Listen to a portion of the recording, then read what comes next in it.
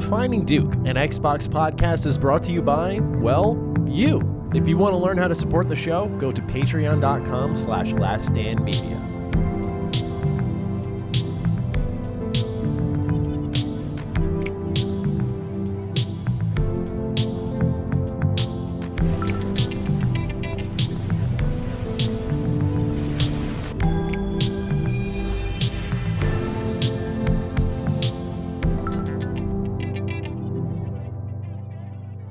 Salutations, everybody. It is Maddie here today, and welcome to episode 102 of Defining Duke, an Xbox podcast. Today, I'm joined by the man with a mic arm, Lord Cognito.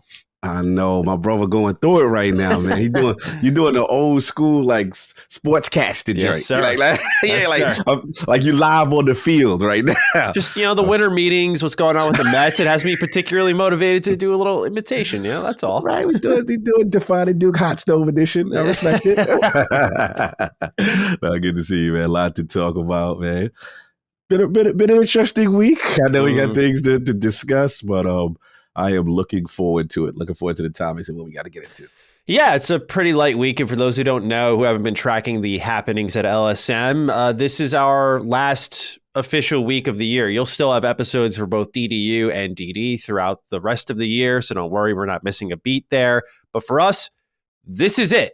This is the final one. And I got to say, as much as I love doing this show, I'm excited to really catch my breath because having 3 different business things I do all converge with their final things being the same week was intense to say the least. Gratifying work, but intense. So I'm excited to have a couple of lazy days, that's for sure. Oh, for sure. I need it. The same thing. Me and you in the same pocket. So many different things, so many aspects of what we do converging, and then finally getting a chance to put the mic down out there for a little bit and recharge. And we always talk about kind of the Health is Wealth initiative and stuff like that. And I think that's important because we've been going hard. Yeah. Both of us. Yeah. We're grateful for what we do. People sometimes mistake that, as I've read online, when we say man, I'm tired. But just to let y'all know, we love what we do. But yeah, it's been a year. So let's finish this one strong. We got a lot of great write-ins here. A really active set of write-ins too. I mean, very engaged with the topics at hand, which we always love because I love that. I can put you all in the show more. So that's great to see. So we have a lot of write-ins. We're going to go over those, plus some fun news following up the Game Awards. As always, if you want to go ahead and support us, you can go to patreon.com/laststandmedia. You get early access to our show on Thursdays. You also get access to Defining Duke Ultimate. Our latest episode, again, was talking about what's going on with the Microsoft Activision deal. We brought in Hog Leg. We thought this was probably our most important one yet in the trilogy, where we talk about how the deal's been blocked and get some real legal insight on that and ask Hog our burning questions. It kind of turned into a bit of a Q&A on hey, what about this? One of them, which I'll get into later in the episode, how much does Bungie matter in this? When you're looking at PlayStation and how quickly their deal went through versus Microsoft and Activision. So Hog's insight on that and many, many more topics is, as always, extremely valuable. So that's available to all of you who wish to go ahead and join up on our Patreon. Cog, your review? Oh no, Ultimate is I told y'all, Ultimate is always one of my favorites. I always just like to remind them.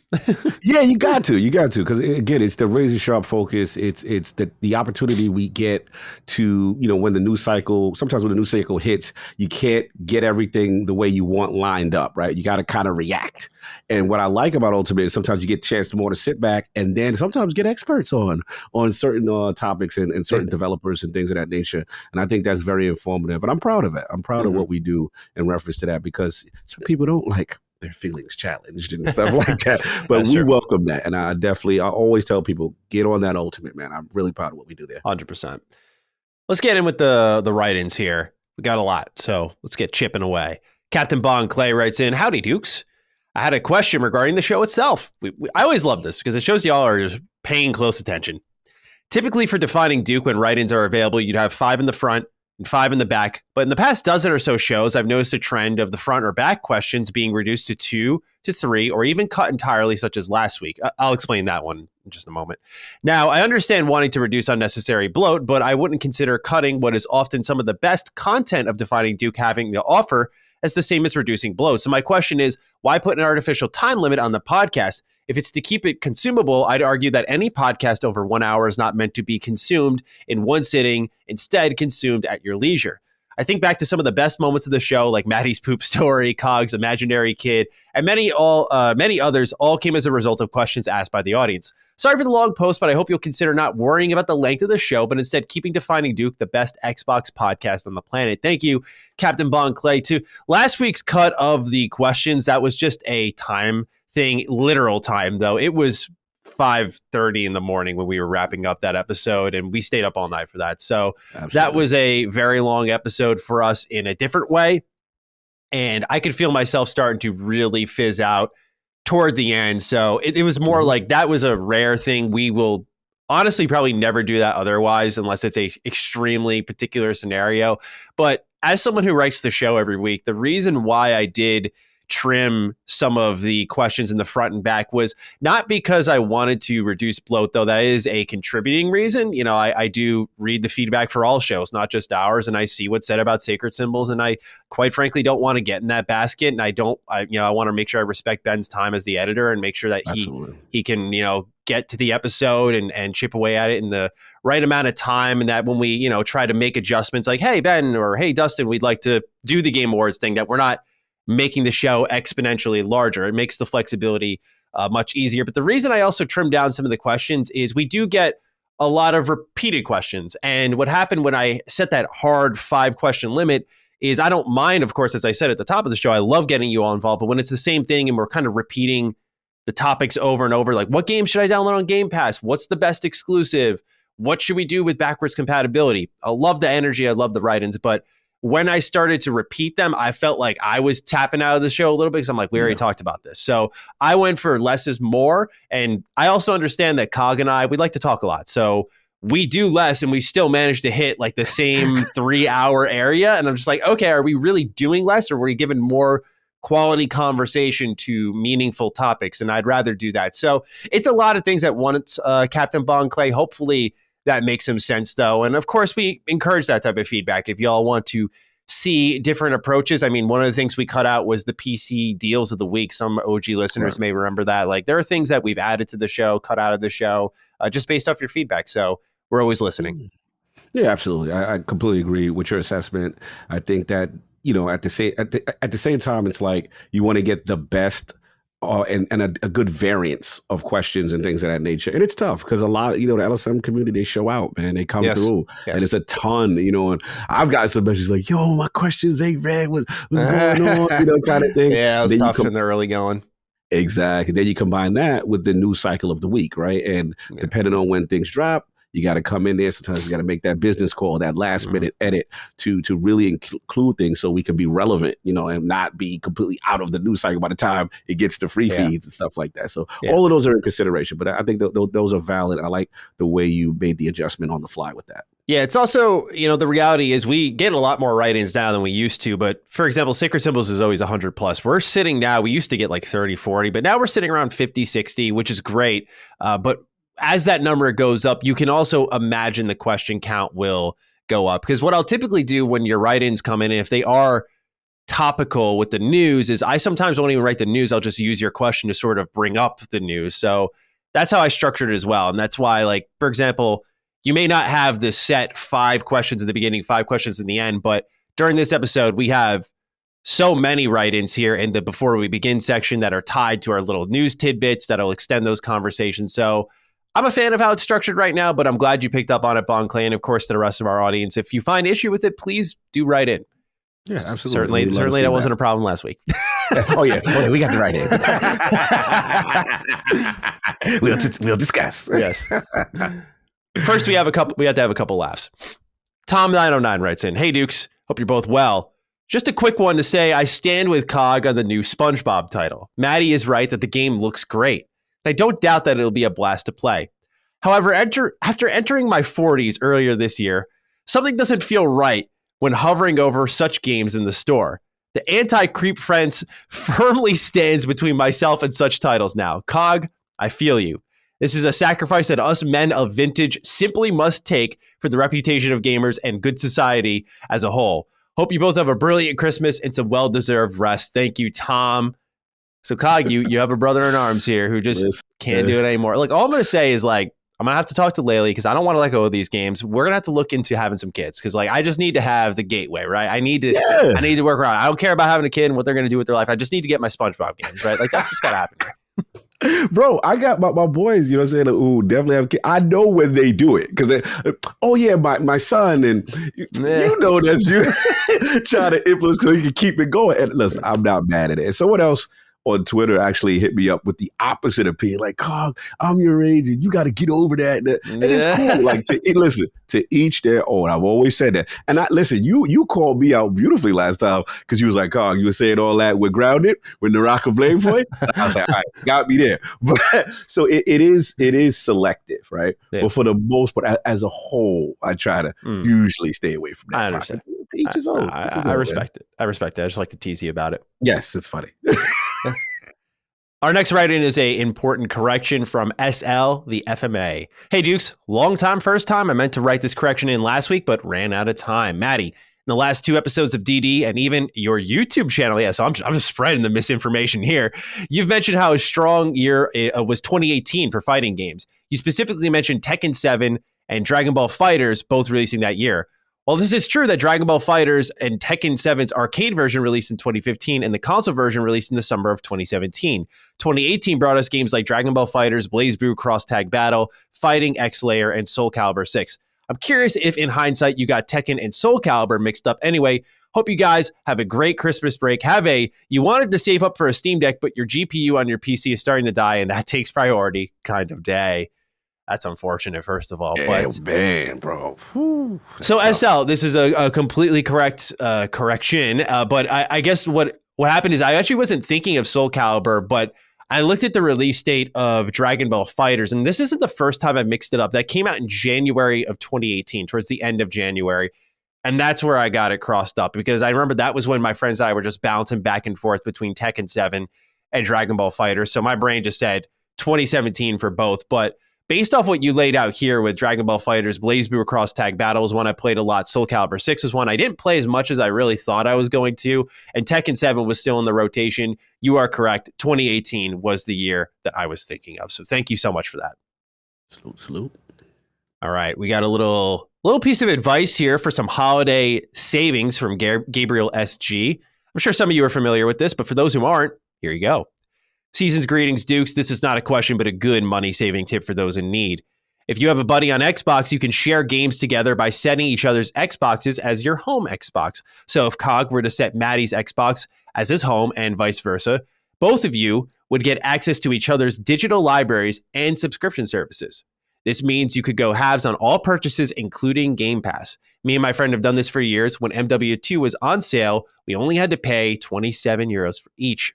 Hope this helps out people. Much love, Gabe. So thank you, Gabe. Yeah, I've done game sharing on PS4 for a while. I don't do it on Xbox, but I did it on Switch as well to get my friend Monster Hunter Rise. Like when someone needs the emergency pickup and they don't have the money, that's where the game sharing comes. It's like, all right, let's hook you up.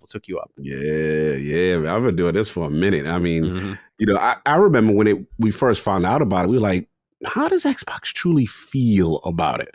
Kind of thing. But they're clearly cognizant of what's going on with that. And the digital sharing, if you got a homie, like I share my man Sin, and like he plays a lot of games, you know what I'm saying? So we'll go back and forth and it's cool. Cause some months you're like, I don't know if I'm going to pick that up. Yep. And then your friend picks it up. You're like, all right, it's right there for now. Okay. Kind of thing. But always. Absolutely. Been using it for a minute.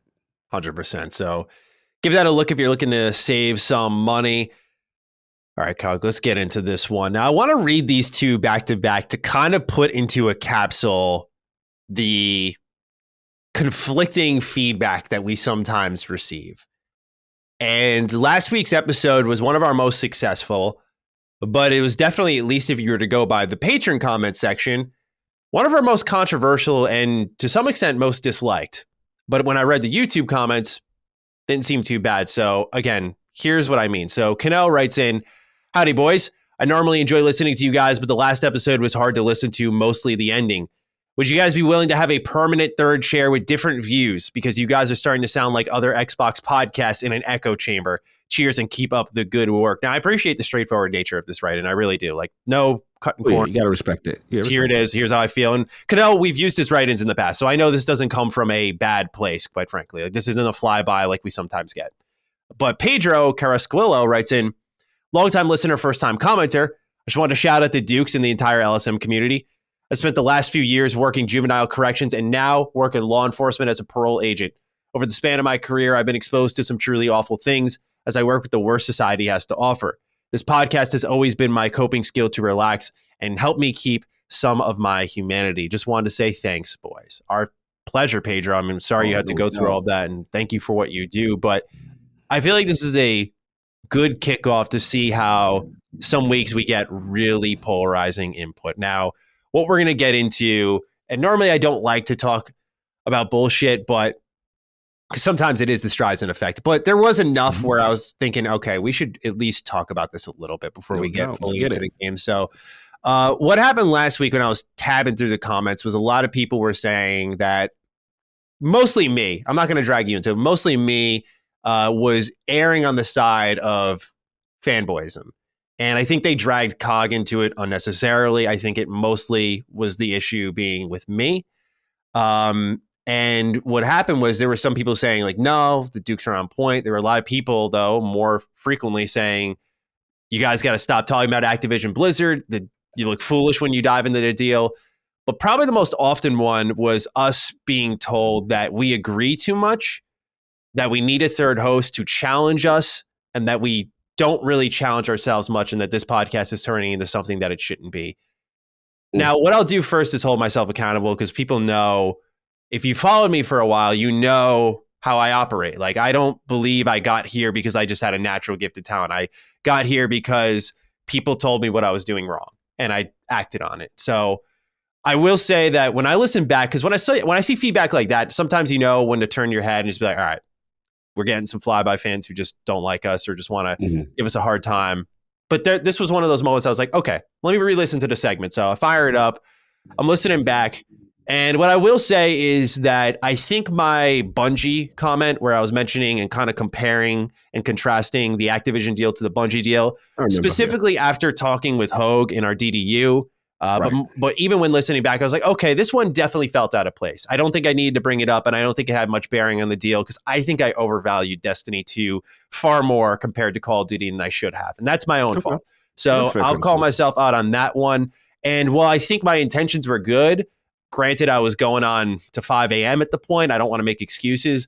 But when I was talking about with Activision and the workplace harassment that they've gone through, again, with our conversation with Hogue shining some of light on that, but also, again, listening back, it didn't seem like the right place to bring it up when it's business and that type of stuff doesn't seem to have much of an impact on the overall deal. So I do understand where some people were coming from when it came to me, and I don't want to ever be sounding like a fanboy. I take a lot of pride in the fact that, for example, this show and my own YouTube channel were one of the first places to be like, Game Pass ain't doing enough right now. Not in the terms of delivery, but like, hey, these day one drops suck. Like, they are not giving us quality. And I take a lot of pride that we don't do the fanboyish stuff. So while inherently the way these shows exist, like Sacred Symbols is dedicated to PlayStation, they have more of a vested interest in PlayStation, just like we at Defining Duke have more of a vested interest in Xbox. You could argue that at the heart of both shows is some degree of fanboyism, because we're not, if that weren't the case, we'd just be agnostic gaming podcasts. Fair. So we have to bend a little bit and have a heavier investment in one side of the argument.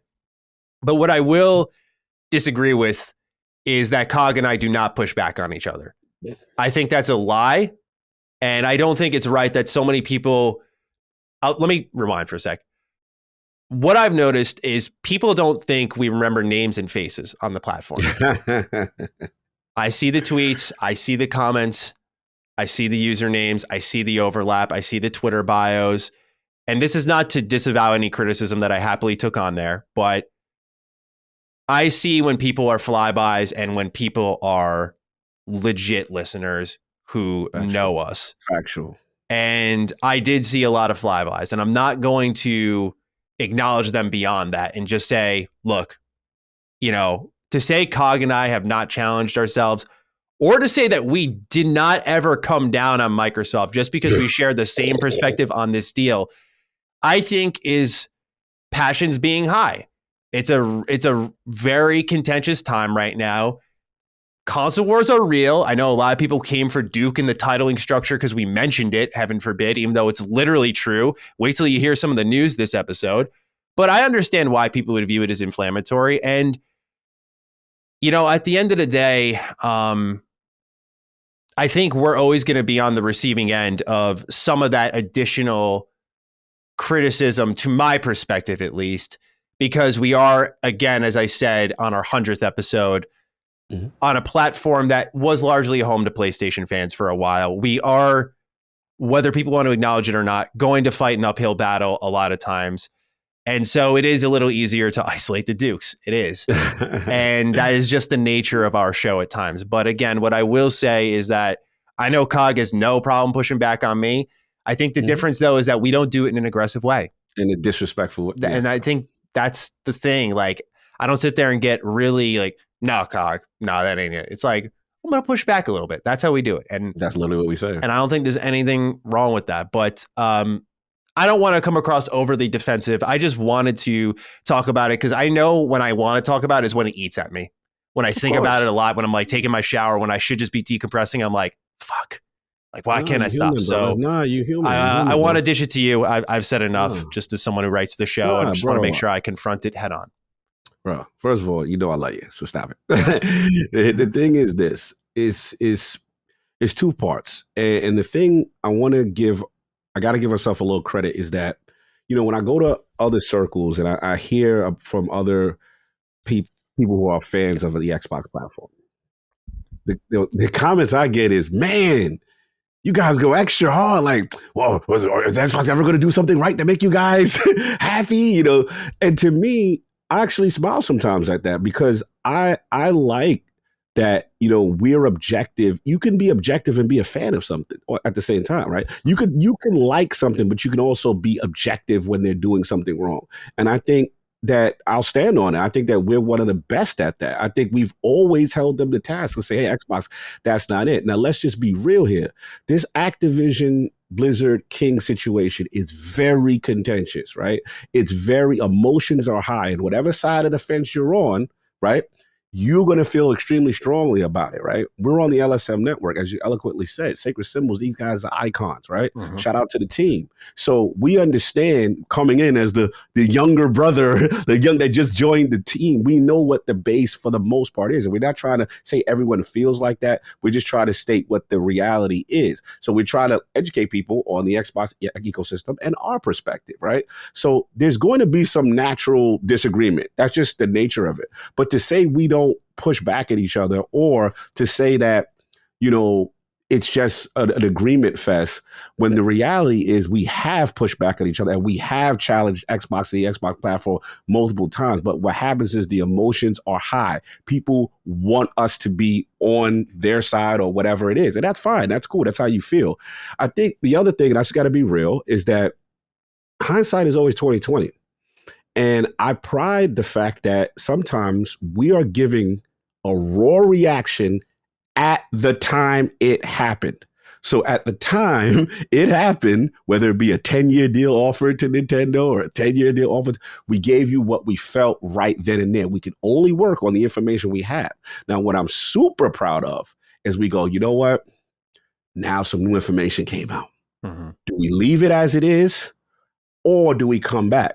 I know shows who will edit out their old feelings, thoughts, or whatever, and then put the ad on, and as if that was the opinion all along.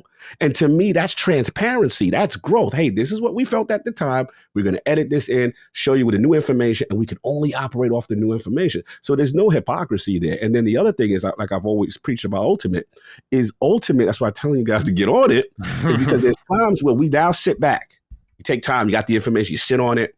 Okay, let's get somebody who's maybe on the other side of it, right? Let's get somebody who's an expert on a specific subject matter. Let's get a developer. We've even had let's be honest, we had people in about NFTs, right? Let's be real. That is a very contentious subject that people feel extremely strongly on one side of the fence. So again, I'm proud of what we do. And I'm not going to sit there and let people beat you up and throw stones at you, just because, or me, what I'm saying, because of that fact. Look, all I will say is, if you listen for a while, we try to be as objective as we can with the information that we have, right? And I just think that at the end of the day, we're one of the platforms that I've been told from multiple people that I respect that gives an honest and objective shake as best as we can when it comes to the Xbox ecosystem. And that's all you can do. And I've learned as I've gotten older, I don't let it consume me as much. I will agree, yes, I'm human. There's going to be some comments that get you. You look at you like, oh, man, this one right here. Yeah. Like, it's crazy. And it's times that sometimes I'm like, you know what? That's fair, right? That's fair. We can take that. We're not absolved. Yeah, like when people were writing saying like, Maddie, this isn't your strong suit, I'm like, I agree. Absolutely. I agree. I think reviewing is probably my strong suit. Definitely not mergers and acquisitions. Tech is my strong. I've never sit here and said I am the guy to go to when it comes to mergers and acquisitions or whatever. But we can react how we feel at the time based on the information we have, and that's it. But to everyone else, I don't want to make it seem doom and gloom, because on the flip side, I see a lot of love too, and I see more love than anything. And I want to thank the LSM community for that, because it's not easy doing a show like that with emotions, are super high and people feel strongly and that kind of stuff. And I like the fact that we can have this platform to agree to disagree. So salute to everybody. Absolutely. So I just want to make sure we tackled that, because it's, we've gotten feedback before, particularly about our titles and stuff. And I've always told people, like, I'm going to be competitive with the show because I'm trying to grow it. So it is what it is. We're not Sacred Symbols. We're not going to be able to just put one word in the title and call it a day. So if people want to complain about that, that's fair. People don't like how you have to fight the algorithm. I know how to do it. I've done this for over a decade. I can totally live with those complaints, because I'm trying to make this show the best and biggest it can possibly be, because I feel like we're responsible with what we do. But I understand some of the complaints, but I did just want to make sure I defended the integrity of our show, because I think that's more important than the deal, which I will just throw as my only line of defense is I have gone on record multiple times as saying I do not care if it goes through. And I've had people tell me, writing in saying, well, Maddie, you should care. I'm like, why should I have to feel a certain way because I host the show? I have a vested interest in covering it, and I do, but it is not my concern if Microsoft thrives or dies. Like, I'm here to do my job. And so I totally will defend myself on that. But again, just for the sake of not sounding overly defensive, I'm here to accept the criticism, but I will defend our show. No, absolutely. Absolutely. And both have been on record. If it's up to us 100%, to not talk about the deal, right? Like, we would love to move on, but it's literally, and people have to understand this too, it's literally one of the biggest things in the gaming industry in years. So it's almost unavoidable. And like, trust me, there are times we try to minimize it as much as possible, and it looks like we're still going to be here for a little while. Yeah. So that's it. So that's all. Let's get into some video game news now. Start off with Grounded, Cog's favorite. It just passed 15 million players. It was, last we heard, 10 million around the launch of the game. So that official 1.0 launch boosted them pretty high in the last couple of months. And it makes sense why they're making a TV show if they got that many players. So congrats to Obsidian. That's extremely successful and awesome to see. Yeah, proud of the team. Good to see that type of engagement. And again, just the little guy hitting the home run, so to speak. And now hopefully they continue to build. I'm excited for them. Absolutely. I gotta say, though, what I'm way more excited for is this next bit of news. Let's get it. People are starting to know that I am the Battle Network guy at this point, because like when they broke out the news at Capcom, like, trailers coming tomorrow, I got tons of people tagging me, yo, check this out. They are doing some awesome stuff with this game, man. So new trailer dropped for Mega Man Battle Network Legacy Collection. This is all 10 Battle Network games, really 6. They had 2 versions for each, moving on from 3 to 6, but I digress. This is dropping April 14th, 2023. They showed these online features that just look so good, man. They had net battling. So yeah, you could fight online. You can trade ships online. Like, these things that were tough to do as a kid because you needed the link cable. You had to get your friend to get the game. They had to make the progress. It was that trade deal, the economics of Battle Network, of just leaning on your pal to get the the chip that you're looking for. And, when your friend didn't come through, man, that was unfortunate because like me, I was on Team Colonel and my friend had Team Proto Man. I was like, all right, you get that chip. Like, I need that. And he just dropped the game. I was like, no, bro, you're starving me out here. So the fact that you can go online and trade with other players and then fight online is so exciting because I've never even done the one-on-one gameplay, but Mega Man Battle Network's battle system is still one of the most underutilized, like in the terms of copycats, and one of the most underappreciated that we have in the kind of real-time turn-based area. It is awesome. So April 14th, 2023. If you have not played these games, I do recommend giving them a look. They are very different Mega Man games, but they all take place in the future where they're in this age of the internet and like every device has their own network. So it's very explorable. Like you can walk up to your TV remote and you can what's called jack in and you'll go into this world within your TV remote and you can explore and find things, or you can, one of the first missions in the first game is you like jack into your oven and it's like an entire fire dungeon. It's so creative. It's so fun. And it's innocent as well, which I really like. So it's an excellent game and I cannot wait to burn through this collection because I've been holding back for years on doing a series replay. And it's been so long that I've kind of forgot some of it. Like I replayed the first one. I was like, I don't want to go too hard because I want to get the achievements or I'm sorry, I can't get the achievements. I want to get the trophies or play it on my Switch, whatever it is. And I'm just very excited to get back into that. So I've been holding off for a while and starting up Battle Network 2 and not much longer now. And it's landing in a busy time. That's for sure. I got a question for you. Sure. Give me some Mega Man culture inside info. Okay. So, like, are the Battle Network guys like?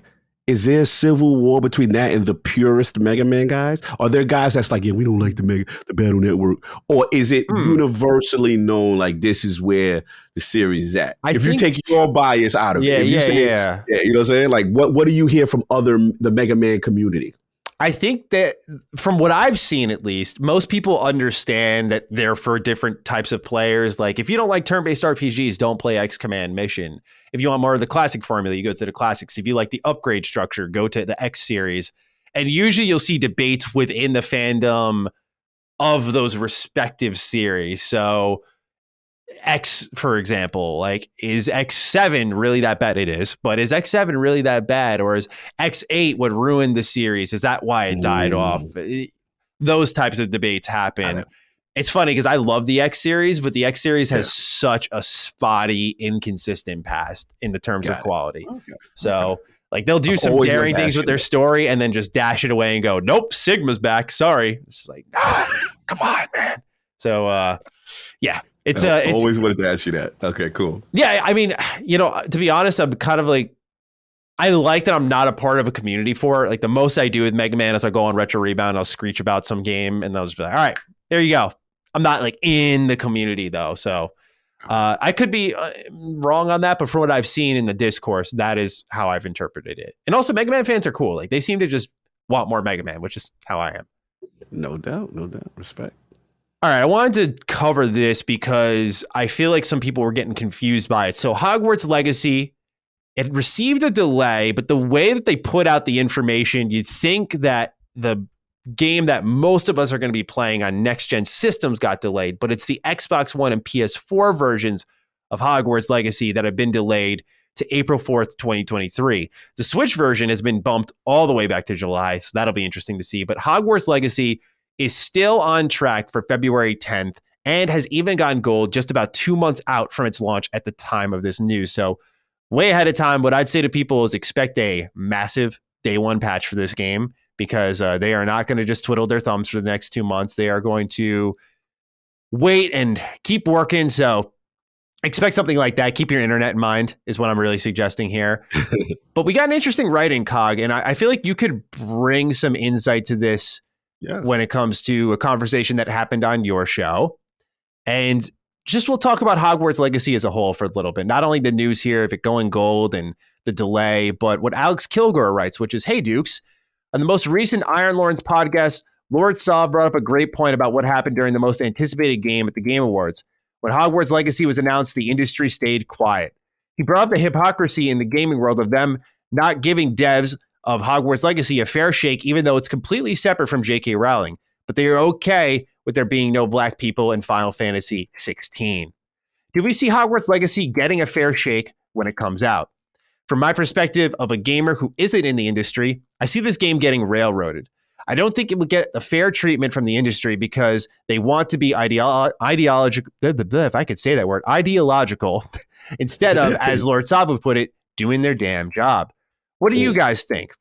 Are we going to see an unbiased industry do what they're supposed to do and review the game? Or are we going to see them step on their soapbox and beat their chest because, Maddie, please read this mockingly, J.K. Rowling bad, so game bad.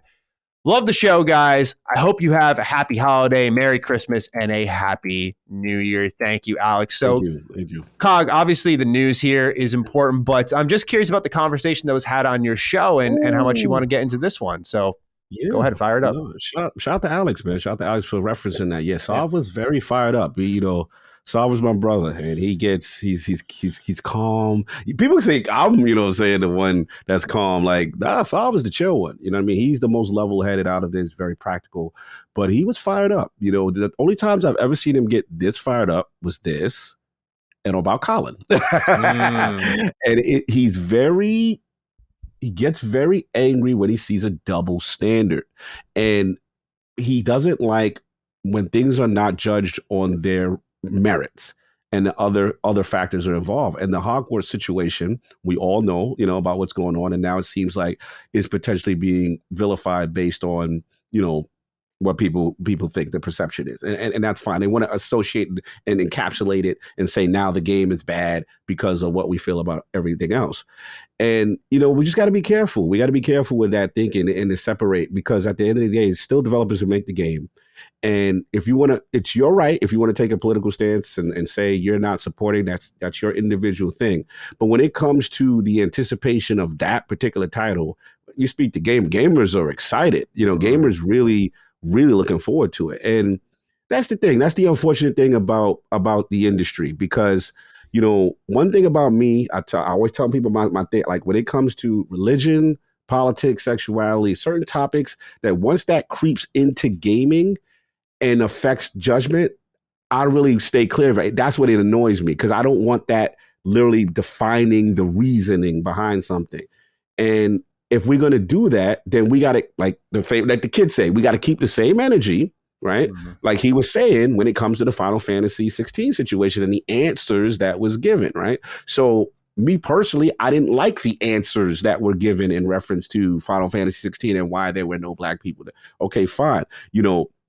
The thing comes down to, are we going to get the same vitriol from that same group? So again, the selective morality is what we're kind of going at. And it's unfortunate. It does happen in the gaming industry. It is what it is, but I choose not to engage in that. And my thing is, I'm still going to challenge when I need to challenge, and I'm still going to support what I need to support. And I think sometimes things do unfortunately get that label, and now it's like, that's the bad game. No one, stay.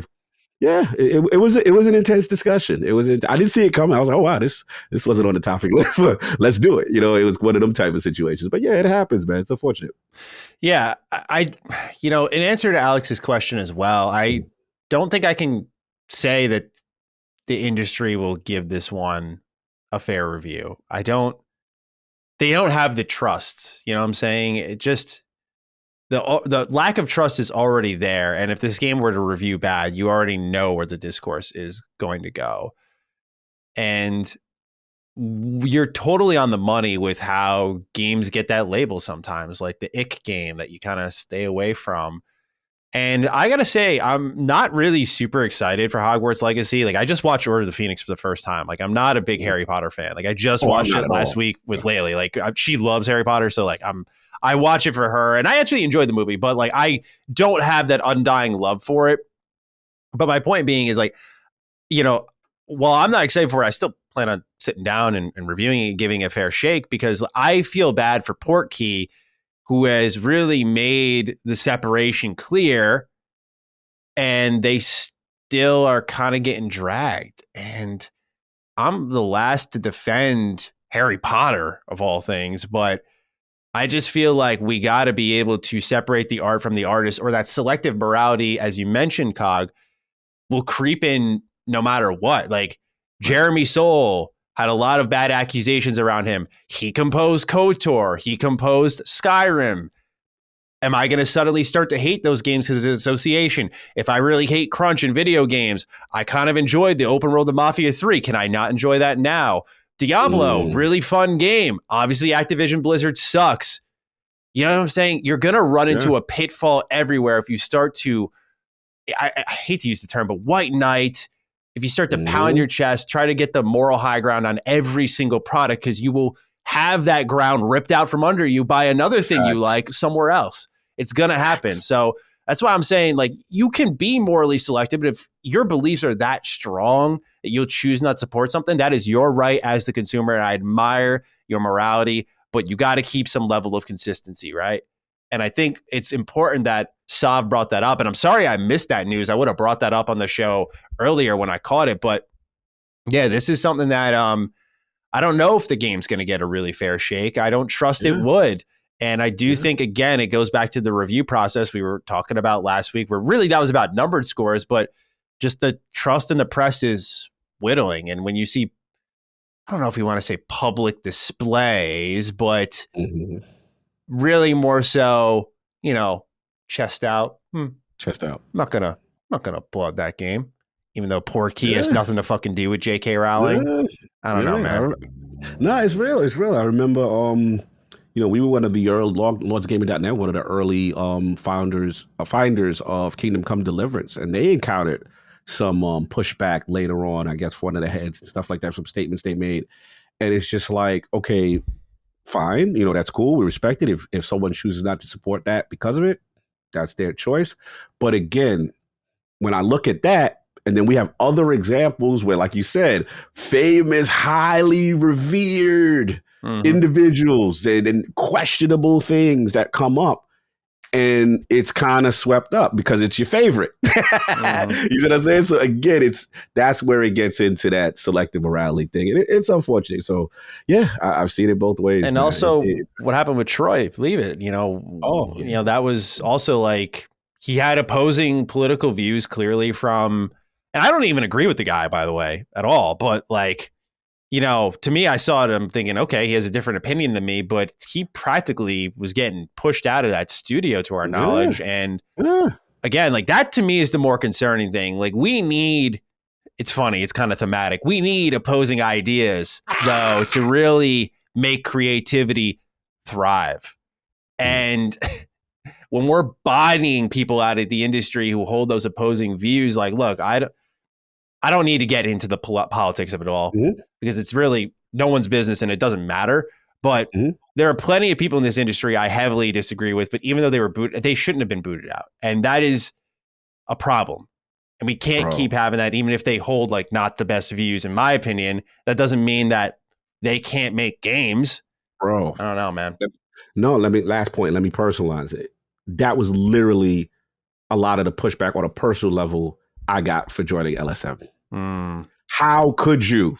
How could I what? Like, what are you talking about? Like, me and Colin... People care less about me. No one was like, how could you? Like, yeah, bro, they were like, oh, you know what I'm saying? I'll be honest. I've lost some industry friends. And my thing is, well, were you truly my friend to begin with? Because someone has different opinions on certain subjects, right? That automatically vilifies them, and we automatically should not associate with them, and we can't even have a discussion. See, that's the thing. A lot of people don't even want to have the discussion. They just want to vilify. It's an opposing viewpoint. Remember, I told you, that's what the fanboy stuff is. That's why I don't get crazy with this Call of Duty comments, and because a lot of this is Bloods and Crips and gangs. You play that, you repping for the set, you throwing it up for your set. You know what I'm saying? You're not willing to have an intelligent discussion with someone on the other side of it. And that's why everything I don't take face value, because there's so many people that I ended up becoming friends with, and they may have a different opinion or politics or whatever, or completely than mine, right, on certain things. But at least I listen to help me understand the mindset of where they're coming from. We're not willing to listen. You feel what I'm saying? And that's the difference, you know, kind of thing. So I'm glad this came up because, I did it kind of that. And I was like, oh, well, this is where I'm going to be at. So I guess not friends anymore. I guess you're unfollowing me. You know what I'm saying? But for the most part, even though that did happen for a few, the most part, it was all love. Everybody was like, Cog, do your thing, brother. That's cool. I love what you're doing, and it's great. And we love the content now as a result of it, right? So it's cool. Yeah, it's interesting to see how things have gone in our industry. But it's crazy. Sorry you lost a couple of friends, man. You gained one in me.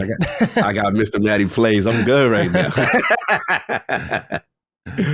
All right. I mean, these news are just stringing together. Did you have any thoughts on it going gold or the release date or the delay, anything like that? We already had the release date, but the delay, anything on that? I know we kind of got carried away. Yeah, just the cross-generational aspect of it. I will say, this is something that you're still seeing them hold on to the old generation, right? And I know the talk these days is the Series S, but as you can see, it's coming to the Switch, right? Yeah. It's coming to the PS4. Again, these are platforms with high install bases, and developers are going to have to scale down to the lowest common denominator and try to get that on the platform because there's money, the financial aspect to be made. So I thought that was interesting that they're still choosing to do the cross generation all the way down to the Switch. Indeed. Phil Spencer, good guy act is gone for Phil, man. This guy is showing his true colors now. He's out for blood. He says that PlayStation wants to grow by making Xbox smaller. Jose A. Acosta writes in, hello, Dukes, with the recent comments of Phil saying that the way Sony wants to grow is by making Xbox smaller is a little hypocritical. Taking into account that the whole last generation, they failed because they couldn't make good games. I personally don't care if the deal goes through. Let's not forget the PS3 era was almost Sony's doom, just like the Xbox One was almost their doom. What do you guys think? Thank you for writing in, Jose. I got to say this, Cog. I'm so tired of Xbox pretending they're not owned by Microsoft. Like, I get that pretty much what we're seeing here is both sides are doing everything they can to close the deals, we've said ad nauseum. But Xbox pretending to be the innocent, independent, struggling dev. It doesn't work, man. It doesn't work. It doesn't fly with me. I'm just like, it's weird. Like are you implying that there's a generous benefactor? What's happening though is Phil is doing what I said Jim Ryan's doing, which is like, now fan base is going to take this, they're going to weaponize it. There's a difference between Xbox revenue and Microsoft revenue, but now that's being used as like a really true, consistent talking point. Guilty as charged of using it in the past. But as I thought about it more and I saw this, I'm like, we shouldn't be acting like, I'm still for the deal going through, but we shouldn't be acting like Xbox is really small, man. Like, man, PlayStation shrinking you guys down. I mean, when you have Elder Scrolls and Fallout and Starfield on the way, Doom, Hellblade 2, Forza, Fable, I don't know if you guys are shrinking, and Game Pass has 29 million if PlayStation is to be believed.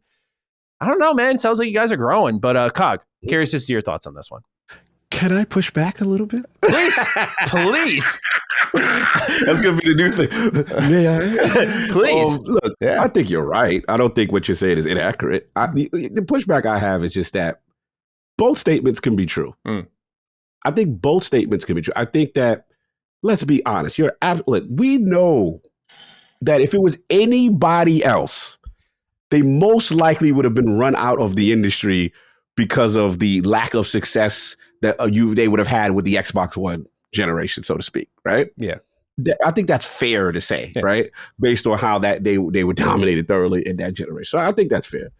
But at the same time, I do think it's fair to say that Sony has participated in practices to eliminate their competition, and Xbox being one of them. And again, I don't get mad at that. I've never been a person that says they are wrong for that. I'm always of a, you got to squabble. Yeah. You got to be in there. You got to be in the mix. And Sony does very strategic moves that I feel if you want to, again, I get killed for this word, so I better be careful not to use it. I'm not going to use the moral word. People don't like when I use it. What was the word that Hogue told you about? Protection. Yeah, what was it? I think it was pretextual or something like that. Pretextual, right. So, because I went from moral to disingenuous, he's like, try pretextual. So I'm going to try that, pretextual. So I think that, they do those type of moves, right? Where again, from a principle standpoint, right? It is literally blocking the competition from doing things to make sure that they are known as the de facto place to play, experience, and have certain things that are pop culture and very, very influential to the platform. And I think that Xbox has had an uphill battle. And I've mentioned the time that they tried to imitate and do Sony's version of those practices, which I use as the Rise of the Tomb Raider example. It blew up in their face. It blew up in their face because they didn't have the cachet that Sony has. So look, as far as Phil's statements, as far as Jim's statements, we both agree that we know both sides are doing what they have to do for their shareholders. Oh. We do know this. But I do think that there is some truth to what he's saying too. I want to be completely dismissive. And to your point, yes. We know there's a big uncle that lives in that house. There's a big mansion that has allowed you pocket money, yes, to go spend as you please. And thankful Phil was able to get Big Unc to do that. King calls him Young Odin. Young Odin has allowed you to go. No one has Young Odin. You know what I'm saying? Most studios would have been flopped out of here. So that part, I'm with y'all. But I do think there's a little truth to it. But it's fun. It's fun to watch. And we unfortunately got to hear more of this. Indeed. But one more tidbit on this. I think this is the last one for the show, so bear with us. On top of Xbox's 10-year Call of Duty offer to PlayStation, Bloomberg has now reported that they also would allow PlayStation to put the game on PlayStation Plus if they so desire. Ernie Schutt is our next write-in. All right, Matty MD and Dr. Cog. It appears Phil Dominus has offered COD on PS Plus. In my opinion, this would be a win for all sides. Sony gets parity on COD.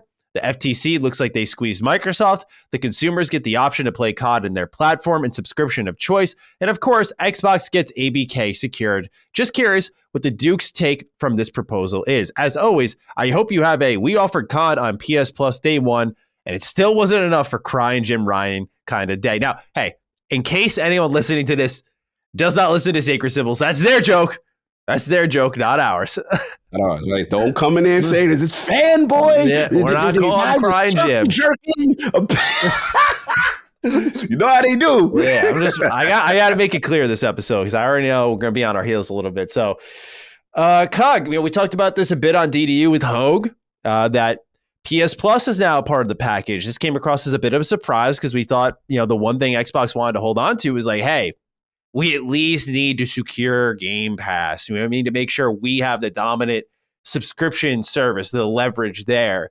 But it looks like they made an offer to even the playing field, and seemingly that has been rejected, which again suggests that PlayStation just wants this deal canceled outright. But I also wonder if you think it could mean that once that 10 years is up, maybe new leadership is in. Will that leadership have the same energy as Phil to sign another 10-year deal? Oh, okay. Just a place my head went to on why they could be resisting beyond the already assumed. But yeah, this is just another wrinkle in something we already knew about a couple of weeks ago. So I'm just curious as to your thoughts on the PS Plus wrinkle now. Yeah, that was mind-blowing to me. We said it on Ultimate with Hogue. I'll be honest, Matty, I never thought they would concede that.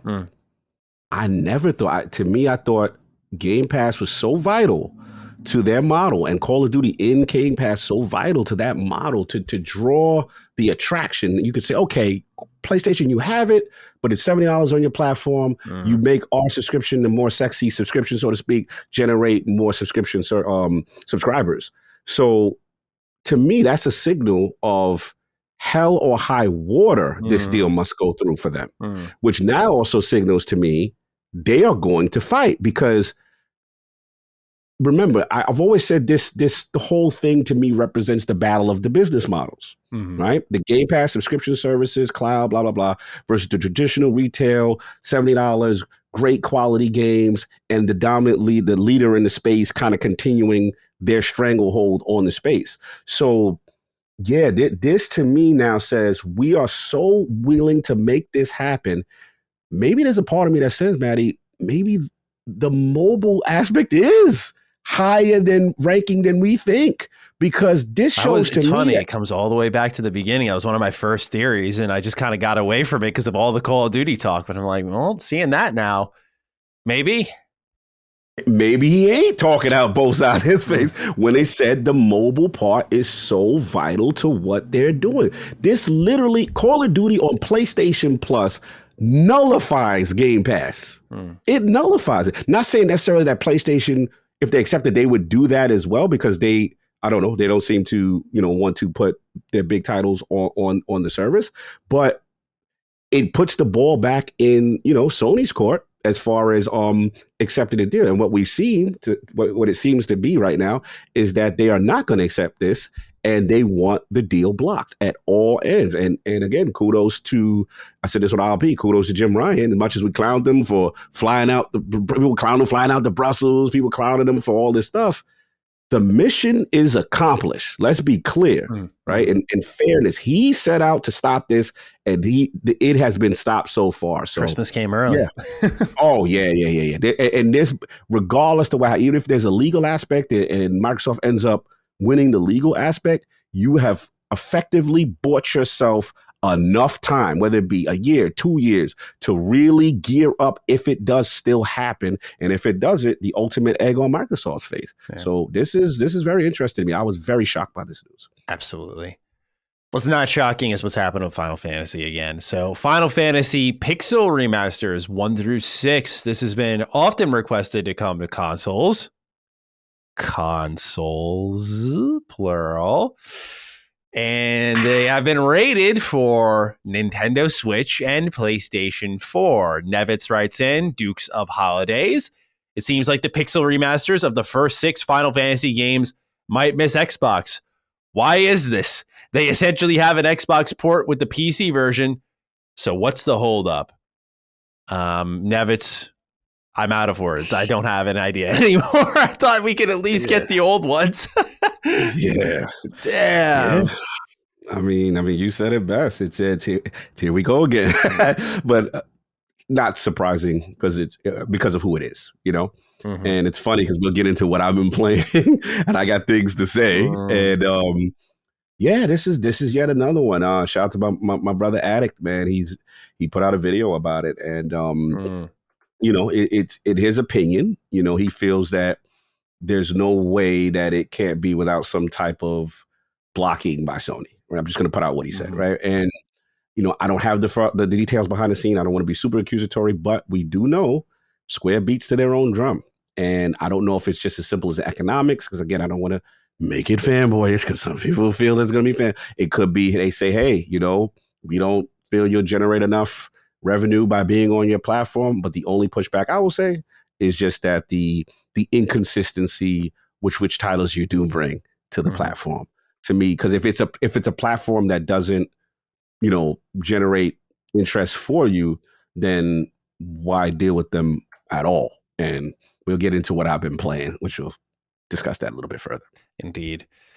Yeah, I would love to see more people play these games because like many others out there, I was late to these and I haven't played anything outside of this set except Final Fantasy VI. But I bought Final Fantasy IV on my PSP. That was one that was next on my list. And I just wanted to get through all these old ones because over the last year as I've played these games, I've realized we already knew this, but I'm like, this is a fantastic series, man. Like it really is scary good. And how much Square Enix has control over like the JRPG genre is also crazy because like you think about how they truly are the grandfathers of the JRPG. Final Fantasy and Dragon Quest is insane to think about, man. And what's crazy is that legacy holds up today where like even when I was cranking on their Western division, they were out there dropping Octopath and Triangle Strategy. They just keep going. For the first time this year, they dropped a Japanese game I wasn't crazy about, which was Tactics Ogre Reborn. Yeah. It wasn't bad. Just I think because I played Triangle Strategy first, I was like, I'm not feeling this one just because by default, the way it was designed, Triangle Strategy just evolved past it, which is fine. But yeah, I just prefer that largely, but that wasn't even a bad game. So it's just, they're their Japanese department's scary good, and I guess I'm putting salt in the wound now for those of you who are missing out. So I apologize, but I am with you in hoping that we'll even be fed the smallest morsel of Final Fantasy goods here in the Pixel remasters, which you'd think Square Enix would just be motivated to sell. Like, hey, this isn't our 7 remake. This isn't the rumored 9 remake. Like, this is a set of remasters of very, very, very old games. Like, why don't we just like remind people that this is where it came from? Like, I don't think it's going to impact modern Final Fantasy sales. I don't know. There's just so many theories I could have on this, but I just don't think Square Enix is motivated to support the platform at certain times. Yeah. No, I agree. For whatever reason that we will hopefully eventually find out. Yeah. All right. Last bit of news here. We'll talk about what games we're playing afterwards. Oh, I see what you're playing. Oh, I just scrolled down the list a little bit. Okay, I'm excited. All right. Armored Core 6. Brand new details exclusively on IGN. So this game is apparently coming out in 2023. Yes, 1 year after Elden Ring. Crazy to think about. Here are the details. Armored Core 6 won't be Soulsborne style gameplay. They're going to include versus multiplayer. Miyazaki helmed the initial design of the project and then passed it off to Masaru Yamamura, who is the lead design over on Sekiro. So pretty capable hands there. The game is focused on mech customization, and bosses are a pretty big highlight in the game. So I'm sure some people will draw connections to Souls there. But Cog, have you ever played Armored Core before? I have not, but that sounds very interesting now. Not so. When I see not Soulsborne gameplay, you're gonna be an Armored Core guy. Okay. So this is my demographic. Hold on. What else you got to say? Let me learn some more. Now you have my attention. Look, I'm a techie. I like mechs and bosses and transformery kind of things, and it always looked cool. But I was just concerned based on the creator and their past history about, how it would be as far as Soulsborne. Because I just know those generally are not for me. You know what I'm saying? But yeah. Nah, it's a little versus multiplayer. Let's go. I kind of remember, I think the only one that kind of got my attention back in the day, I don't know if you remember, it was called Zone of Enders. Remember that game? Oh, yeah. Wasn't that a Kojima game? Yeah, it was a Kojima Jeff. And he had me for that one. I was like, all right, mechs. And if you do your mechs right, I might, So, yeah, color me interested. Okay. Sounds good. For me, less so. Not because of the news. I already knew what to expect, but I like a particular game from them. But I'm open to checking this one out. Maybe it's cool. Fair enough. All right, time to talk about what games we are playing. Sir, would you like to go first since you've dropped a little bit of a teaser? Yeah. So I'll start off first. I mean, obviously, I've been in the Midnight Suns grind. I am so addicted. I can't stop. I'm trying to. Yeah, bro. I can't pull myself off. And the thing about it now is the strategy layer, the base layer has really encapsulated me. And now I'm setting up training facilities with Blade. I'm getting these extra XP.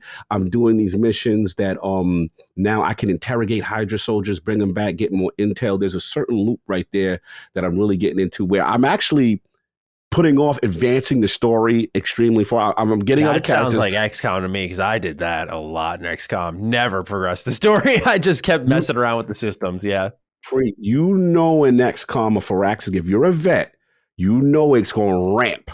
And if you haven't done things on a base level, on a strategy level, you will be ill prepared. And that because now I'm starting to see the tougher enemies, the different archetypes, other bosses, and then they're throwing in classic. This is what turned people off from War of the Chosen, which I love. It's a controversial thing. What War of the Chosen used to do is, as you progress, they would throw these randomized boss encounters in the middle of a standard mission, and they were called alien hunters. So now, as you advance, and Lilith, because Lilith is the main, antagonist, and she's taking over certain people and enlisting them forcefully into her brood. Part of them may be a Venom. Part of them may be people that you fought as bosses earlier in the game. Now could randomly enter your mission. And you're like, you could be doing so well, and then now you got to deal with this. And then some of them are time sensitive, and you're like, oh my God, the XCOM thing is happening. Oh my God, the XCOM 2 thing is happening. And I'm smiling because I love that. Like, I love when it goes off script and there's those random encounters. We'll talk Starfield then. But yes. yeah, we're gonna talk. Yeah, we're gonna talk. Oh, so, we're going to talk. Oh, I can't wait to get your feeling on it. I'm gonna let you go on that. Yeah. So look, Midnight Suns, it is truly phenomenal gameplay, turn-based, and last thing I'll say is on a deeper level, they're adding. I thought the card thing was finished. They got crafting. They've got modifiers, ability, random roll things, and it's taking it to the next level. And I'm just like, man, this game is way deeper than I thought. Midnight Suns. I just got, shout out to I got Captain America and Wolverine finally showed up. I see some, it's fire. It's fire. So yeah, we'll get to that. Is this kind of like, I know it's late in the year, but do you smell a little Game of the Year list appearance on this one when you're just looking back? No. It's still Florida. It's still Florida. Okay. No. They've eliminated themselves. When Tony Stark came out with the PS3 mustache and the Xbox 360 mustache, nah, fam. Like your graphic engine in the base. Now, when he's out fighting, they doing the cinematic. Oh my God, the game is beautiful. It's next gen in combat. But when they come back to the base, oh no. And then what's going to hurt them, even though I love it because I'm a comic geek and I know what they're doing, because you got to do the Tinder game and the like and dislike, and there's like these 3 answers: a light path, dark path, and a new kind of like a neutral path. But depending on the personality of the character and what things you do to befriend them based on your knowledge, they like it, dislike it. And that's going to rub some people. I know some people ain't going to like that. So that part for me, I love it, but I know I can separate my bias and say a geek, a person that does not care about these characters like that, may not like this narrative and may not like what's going on. So as far as strategy layered on and something new, I still think it's phenomenal. Okay. But I can't go game of the year. I can't do that. It's a solid. Not like the game of the year, but like one of your favorites of the year. Oh yes. As far as what? Sorry. I got the greatest sevens known to man. I don't care what nobody say. There's sevens out here. I told you I've been riding for As Dust Falls. I've been riding for certain games. There's certain games that I don't care what the reviewers say. Yes, sir. But yeah. Midnight Suns is up. Oh yeah, on COG's list. Yes, nice, absolutely. Okay, that's why I was asking. All right, go on. Yeah, no doubt. And then this other game. Shout out to my man Dustin. Man, me and him. He's the only one I know have been talking about it when we do the crossovers. Final Fantasy VII Crisis Core. Lots to say. So, first off, I've never played the PSP version. I'm embarrassed. And I was a PSP man. I don't know how. It must have came out later in the cycle. How the hell did I miss this game? I don't remember, because I found it at a friend's house and he let me have it. So it was one of those things where I didn't even buy it. I was a PSP guy. I had a lot of the PSP stuff. I was a Metal Gear Solid, acid guy. And like, oh yeah. You like that. Yeah, bro. I'm embarrassed that I missed out on this. But anyway, here's the thing. Obviously, super Final Fantasy VII fanboy. Like that's my Final Fantasy. Yes, sir. Right? So after playing the remake, shout out to Hog, you know what I'm saying? Shout out to Attic. We did the Sacred Symbols Plus on the Yuffie expansion. Go check that out. That's one of our most fun shows. I'm coming into this because for those who have played the remake, there is a controversial way in the way the remake ends. That's all I'm going to say. For those who have not, I should say, I'm not going to spoil it because I think you haven't. So what I will say is Zach Fair is a name that keeps coming up, right? I didn't know about him like that. So Attic kept telling me, bro, you got to play Crisis Core. He kind of did that, the Maddie to me. And he's like, yo, you got to play this is the one, the old. And then Cargo, but look at those graphics. You telling me to go back to that? I'm going to wait for the remake. Like I'm Dead Space in the situation. Okay. Yeah. So I was like, look, I hear you, but dumb graphics. I'm going to wait for, I like the new Dead Space and the new Crisis Core. Yeah. So anyway, all right. So first off the bat, it looks really good. It plays really good. It's different. It's a lot of backstory about what happened like a prequel, you know what I'm saying? Prior to that, the whole Soldier class series. This is, before Cloud emergence, so this was the guy. And then you're learning more stuff about Sephiroth and stuff like that. I will say, the first thing I will say is, it's for a guy who's played the PlayStation Final Fantasy VII remakes, so to me, the graphical level is, right? You could tell this is a remaster. It's good. It's redone. It's way better than the PSP joint. But I could sense, I'm like, okay, you're not at that pristine level that I know, but this is a phenomenal remake. Now, I will say the battle system, they changed it to the active battle system that I love that remake does. You go into it, you map the left bumper, you got your materia on the fly, you got your swash, you got your combat. It's frenetic, it's cool. The only thing I don't like is, which is apparently a part of the core mechanic of the PSP game, is this roulette system. Digital mind wave. Yeah. Activating combat phase. She doesn't talk in the remaster, right? No, I don't. Thank God I didn't hear that. Yeah. So, that's a little off-putting to me because, again, I'm so hardcore. But I could tell this was a portable game that was added in, and they just keeping it faithful. So it's just a rest. Sometimes you get, unlimited this, unlimited magic, or whatever. It's interesting. It's just not the core what I'm used to of a full out fledged Final Fantasy VII style game. But no, so far it's great. A couple hours in, loving it. They really telling some really good stories about his backstory, and I want to know where it goes. And what I will say, it is so weird as a person who loves this series to see the fonts and the UI of a class on an Xbox console. Yes. I'm like, this is weird. This feels like, so that gets me to my overall point. Square, what are we doing? Because at the end of the day, I am thankful it is there on the Xbox platform. Don't get me wrong. But why this and not the Pixel remaster? Why this?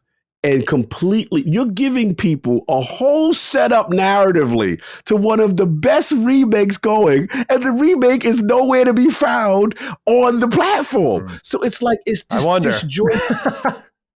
Well, maybe something's happening. I don't know, right? So it's like, but you got that, and it just reminds me of the Octopath situation. I'm like, you put one, but then there's no two. Where's the content? That just make it make sense. Yeah. This is not about like anything else, but you are destroying continuity of your own amazing games. So what's the reason not to put it? That's all I'm trying to say. So yeah, that's the part that's disheartening because I'm playing it. I know Xbox fans are going to like it, but when you beat this, you're going to be hyped. You're going to be ready. Let's go. And you can't do anything. No. So you're just getting bits and pieces of a story. But that's what I got. Well, it sounds like a fun week for you, for sure. Yes. What's going on with you? I've been dipping in and out. I'll be honest. This week, it was tough to find time to game, which is an exceeding rarity to me. But hopefully to those of you who know me, a testament to just how up to my ears I've been with things to do. Closing your deadline for your biggest milestone of your video game at the same week as reviews and defining Duke and Mr. Matty and Retro Rebound. Oh, man, I love it. But, man, I didn't get as much sit-down time. And you know what's funny? I felt destabilized. I was like, something's wrong. I'm not playing enough games. But I did find some time for one of my most anticipated games of the year. I saved this for you. I purposely, I knew I was going to get, this is what I needed. This is what I came for. Let me hear it. All right. Where we at? We're going to start off with a write-in from Switch Mitch Skates. Howdy, Dukes. I've been playing High on Life today, and I fell in love with this game from its introduction. I love Justin Roiland, and I'm glad to see how well his comedy has worked for this title. I'm probably just salty about the events of the past few weeks, but I hope this remains a true Xbox exclusive.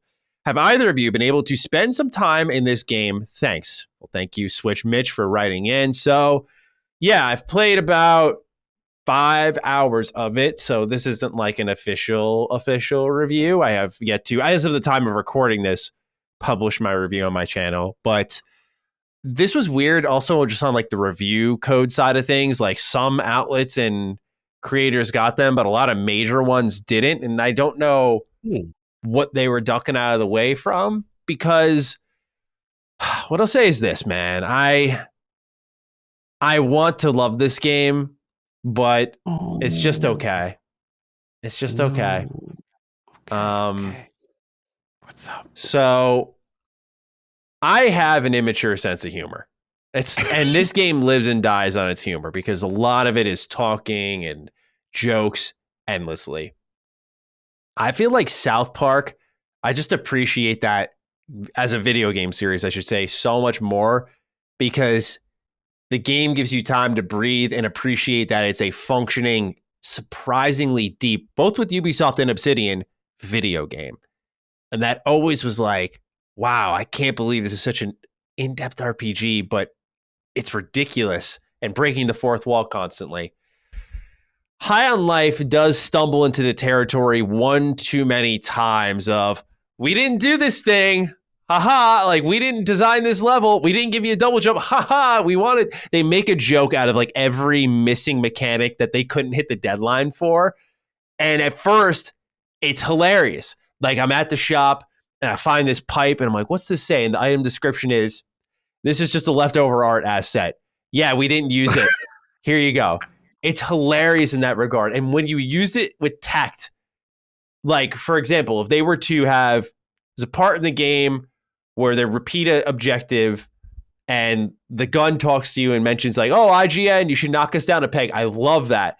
But what would be awesome is in that moment, they like evolve the level to something cool, but instead they kind of push you through that same objective again, almost as if acting like being self-aware makes it okay. And it's something that even the Deadpool video game, should throw back to that one there, the Deadpool video game did.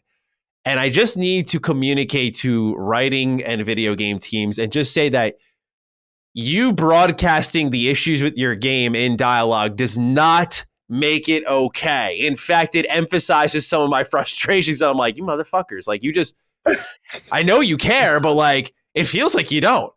You being lackadaisical about this type of stuff, to me, can be a little annoying. But what I will say is the game has got a good amount of laughs out of me. This has the highest F-bomb count, like higher than Maddie and Carrick in a podcast together. Like the F-bombs are just through the friggin' roof, dude. Insane. And I'll just say that there are some ridiculous moments in this game. I won't say what, but the way they set up the audio, it is like the game tries to get under your skin a little bit. So there's a car accident of sorts, I'll just say. And I just stopped to smell the roses, and I'm watching these three characters argue with each other and like, hey, where the fuck you going? You know, and they start going back and forth. And eventually the conversation goes on a loop with audio permutations, but it's just permutations of them cursing each other out. So it's just like, hey, go fuck yourself. Oh, you're a sack of shit. Yeah. Well, at least he said something about his mom. And they just keep like repeating cycles of insults, and they keep going around and around and around. A lot of the humor leans on that. I have never watched Rick and Morty, so I have no fallback of what to expect. Gotcha. It's just very crude and very curse word driven. Now, I'm one of the people who, I'm sure you've heard me speak before, sometimes just a little F-bomb in the sentence is like the seasoning you need to make it funny. Like sometimes just a well-timed F-bomb is all you need to get a good laugh out of me. If you call me an easy target for laughs, I'm happy to say sure, because you know what? Laughing's good for you. So this game has a lot of that, though. Like just a lot of, oh, fuck. And just a lot of cursing. Like this guy, you do paperwork for him and he comes out and he's like, why? Because fuck you. That's why. Like just, that's the energy this game has. So it's very funny. And I enjoy that part of it. But I know there's some people who are just going to lose their mind with this game. You can turn down the frequency of your gun and how often they talk. Yeah. I didn't do it because I wanted to get the kind of like, this is the okay meter that they said they were going to rock with. I like that the customization is there, but I think where the game really falls apart for me is actually not the writing and the storytelling. I think the universe is fun. It's kind of got an Outer Worlds vibe. You're a bounty hunter. You're going around collecting bounties. And actually, beyond the Outer Worlds, it reminds me, because it's very like corporation driven. It reminds me a ton of. I'm happy my call was right. Oddworld: Stranger's Wrath. Like you're picking out these bounty targets, you're hunting them down in these biomes. Your weapons are personalities that, well, in Stranger's Wrath, they never spoke to you. They were animated while you were using them, and like you'd see, for example, your pistol go cross-eyed when you bring him in to aim down sights because he's just staring right at you. That type of stuff is awesome. So I love the personality of the weapons, like literally animation wise is so unique. But where I got let down was the kind of creativity in the gameplay, or really lack thereof. There are moments of potential where you'll be exploring a level and you'll use what's called a glob shot, and you'll bounce it off a wall, and you'll knock down a stage that lets you kind of hop up onto it and reach a collectible of some kind. Okay. That type of stuff is actually really cool. I love that level of exploration, but most of the time they just have you coasting through and shooting room to room. This game ain't Doom, though. So when you're coasting around shooting room to room, you're like, this doesn't feel great. And for me, I just wasn't enjoying it as much as I thought I would. So okay. Then the jokes can start to wear you down at times, because there's this one character that at one point follows you around, man, and this fucker just does not stop talking, and he pops up like in your screen like this. He's just blocking everything. You're like get the fuck out of the way, man. Just constantly in your face. And eventually you can shoot and kill this thing. I'm like, thank you. But yeah, the game tries to bother you. The game's in your like literally in your face, but also verbally in your face. It's extra. It's over the top. And that's not my problem with it. I love this game's identity, like what it stands for. It's really just how it plays. I thought it was going to play better. When I was watching the trailers and I saw the knife grapple, I saw the different guns. But when you're stuck with like a pistol for the opening hours and you get a weak vacuum shotgun as your follow-up, just doesn't feel good to play, man. I don't know how else to put it other than that. And the pew was a little weak. But the story you're not going to love, but like the comedy is there. It's got a really kind of dope lo-fi soundtrack, but there's this like third planet I went to that had this Spawn of Satan soundtrack. When the combat picked up, it was like, I was, oh, goodness gracious. No. Bad. And it's weird because the rest of the game is like really chill vibes. And then you get to that song. It's like, what am I hearing right now? It's like not even close to anything else they made in this game. So I don't know, but High on Life, not as good as I thought it'd be. I definitely agree with where people are lying with their reviews. I got to put some more time in before I drop my review, which probably by the time people are listening to this will be out. But yeah, man, wasn't the end of the year special I was hoping for, unfortunately. But I do hope Xbox continues to invest in Squanch games, like doing another one of these, because if they can refine that gameplay, make it more fun, more wild, more crazy, because like it almost feels like the gameplay doesn't match the writing. The writing is so off the wall and free and doing whatever it wants, and the gameplay feels so confined and constricted. So got it. Want to love it more. Not a bad game, but just okay to me. Fair enough. I've also been playing the Witcher 3 Next Gen update. Not much to say on this one, because the Witcher 3 came out in 2015. So it's still great. It's still an amazing game. The Next Gen update, I played it on PC, so I got to try out the Ultra Plus settings, like ray tracing Ultra. Game looks beautiful that way. Yeah, it's incredible. So I appreciate the gameplay changes they made, where they have quick casting. That's one of my favorite changes. You just hold the left trigger and you just have all these options on the bottom right corner instead of slowing down the gameplay with the radio wheel. So did I say radio? Radial wheel. Yeah, you said radio. No, so I like that you can kind of keep the action flowing, because to me, the weakest part of The Witcher is the combat. And everyone says that's why I always loved Cyberpunk, man, because it feels so good to play. You think Cyberpunk is always, CD Projekt Red has always been a first-person shooter developer. It's stunning to me how great that game feels to play. So Witcher 3 combat, not bad, but this gives it a little bit more flow, because you're already preparing so much by going into menus, alchemy, studying the bestiary. What's this character weak to? What sword should I use? To streamline that a little bit, so I'm not bringing up a radio, slowing down time. It's like, just go be a turn-based game, man, at a certain point. But I feel that. I enjoy the changes that they made here. It's definitely a great time to jump in. No doubt. Last game I've been playing, I did this one for Retro Rebound, Naruto Path of a Ninja. Threw on the Xbox 360 for this one, man. Here we go.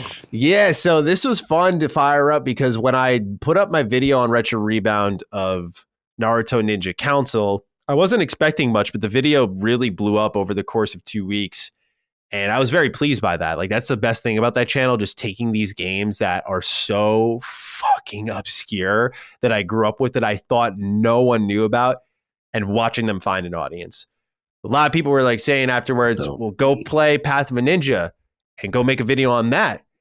Now, I played it when I first got my 360, but it had been a hot minute. So I fired this thing up and nice Naruto open world action RPG by Ubisoft, of all developers. Oh, really? Yeah. Okay. This game got overshadowed a lot because Ultimate Ninja Storm came out at the same time. So firing it up and just reliving the OG Naruto era, which I just think is so good, man. I love OG Naruto. So good. I like Shippuden, but OG Naruto makes me feel things. Such an emotional show. Shout out to my man Sasuke, the OG bad boy. So yeah, man, just love Naruto Path of a Ninja because it's open world. There's a lot of Metroidvania elements, like you gradually get abilities and upgrades, and you can explore different parts of the Hidden Leaf Village. The fighting in the game was surprisingly deeper than I expected, which was cool. So yeah, it's a really good time, man. I enjoyed going back to that one. I played it for a handful of hours, and I was very happy. It kind of brought me back to a time where when I first bought my 360, I was like, wow, this is nice. Yeah. That's what's up.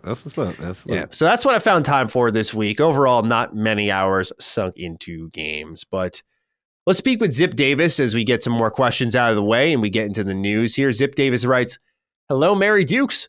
I was wondering what games you were planning on playing during your holiday break. Any traditions? I'll be playing that sweet Crisis Core remaster and some Donkey Kong Country too. I hope you both have a great holiday. Both your channels / podcast have helped me through a rough year. Thank you. I hope you have a delicious milk pudding bun kind of day. Thank you, Zip Davis. We appreciate the love. Appreciate you for sure. Yeah. So the question is holiday break and traditions. Yeah, man. I'm ready to like knock out all these things, man. I got so much lined up to finish. So yeah, it'll be definitely Midnight Suns. That's number one. It's moved up the ranking. That's I'm a gamer that got to go in my heart first. And there's times I'm like, man, this is what's calling me to come back. Yeah, don't do what I do. Drop trails and go play Yakuza, man. Like don't follow your heart. Do follow your heart because see what happens. You know what happens. Let me be the living example.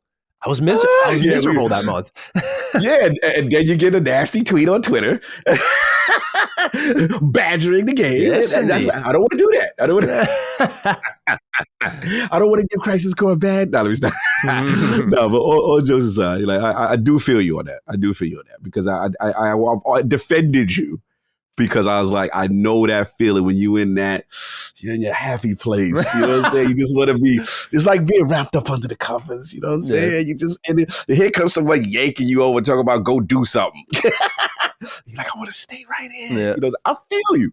So that Midnight Suns got me. I'm going to get that knocked out. And once I do that, probably Destiny's been, the new season's that rocking, getting that going. Demio, oh my God, the new, Dungeon Adventures this week. I'll probably just at least get into that. I'm going to finish Grounded with the homies. I got that on the docket. I want to finish my last two will be Plague Tale and then Pew Pew Evil West. Oh, okay. I'm like, what? I was thinking Grave Gore or whatever. I thought that's what you were talking about at first. Nah, y'all scared me off. You were. I didn't play it. It was someone else. Not you. I think it was Carrick. And somebody else scared me. I think King and Carrick scared me off. I was like, oh, I'll wait. You know what I'm saying? So yeah. I've heard it's rough. Yeah, that's what I heard too. So yeah, those are my immediate like 5, and that's the plan. I'm just gonna be happy. Take some time off. It just game. Like I'm just so excited to do that, and I'm very productive when I get a chance to do that. Yes, so, what about you? What's your lineup? What you got? You got so much going on. Yeah. Then you still doing your trail. What you doing? I've been thinking hard about this one. I do have a tradition, which is I always play a handheld game around Christmas time. I don't know why. I just always have. I think it's just because I naturally found myself doing that for so long that when I noticed I wasn't, I had to fire it up. Like I've done Darkest Dungeon. Like that's not a Christmas game at all. Darkest Dungeon is anti-holiday spirit, man. That game will crush you. But I remember that. I did Amazing Spider-Man last year on my Vita just because like I'll have to pick something out. Probably, I think I'm going to do Arkham Origins Blackgate sounds kind of fun because it's snowing in that game. So that'll be good. Keep it up. Oh, so you like to keep with the theme of the yeah, if I can. But I don't know. I typically do that, but otherwise I've been thinking so hard on this, way more than I probably should be. And it's because I think I'm caught between a rock and a hard place. Do explain. Next year is going to be insanely busy, right? We know it's going to be. So my heart is telling me what it always tells me during the holiday season, which is like, Maddie, go play some old games, man. Like, go play Mega Man, go play whatever your heart desires. Mm-hmm. But then the other part of me is saying, finish Cold Steel 4, which is like a 80 to 100 hour game, possibly. And the reason I want to finish that is Hajimari is next year. Trails into Reverie, for those who don't know. Shout out to my boy Young. Yeah, he's in the game, which I thought was awesome. What? Shout out to Young. Yeah, okay. He's in that. So that was awesome. Fire. And I want to finish Cold Steel 4 so that I can enjoy for once the Trails marketing cycle, because this one is loaded with spoilers. There's like 40 plus characters in this game. So yeah, it's insane, Cog. It's like everything's coming together from all those games I've been telling you about all year that Maddie's been playing. They're all connecting in this one, apparently. I don't know how, but I need to finish Cold Steel 4 because I know if I don't do it, right when we get to January, there's like 5 games that come out that I want to review. And I just know myself, I'm not going to want to skip out on those.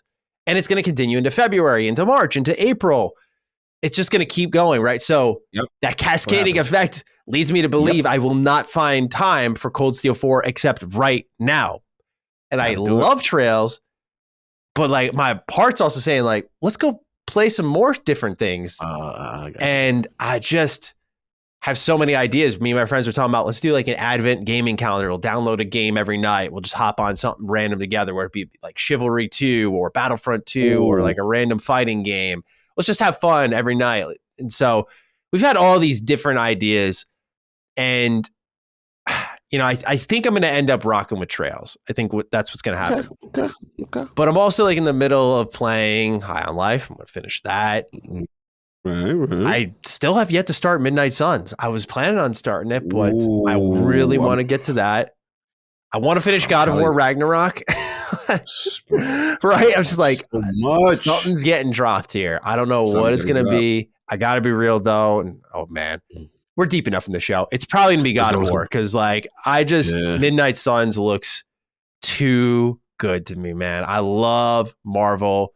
I love turn-based. The fact that I waited this long is impressive because this one, obviously you are the king of hype with this game, but I was so looking forward to getting into it. But like those reviews, man, it's a double-edged sword. I just always let people know it's so much fun, but it will pull you away from sometimes things you wish you were playing. And I just want to always make that clear. It doesn't influence the review, but there is that part of your heart where you're like, I just want to hang out with you a little bit longer, but I can't.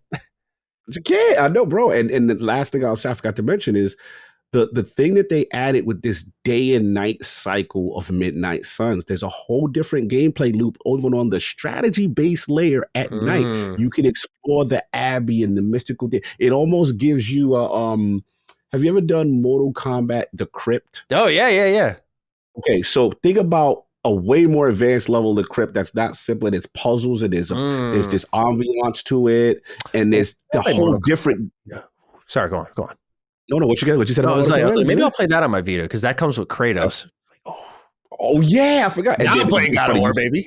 Now you playing God of War, and then it's funny you said mobile fixed during the holidays.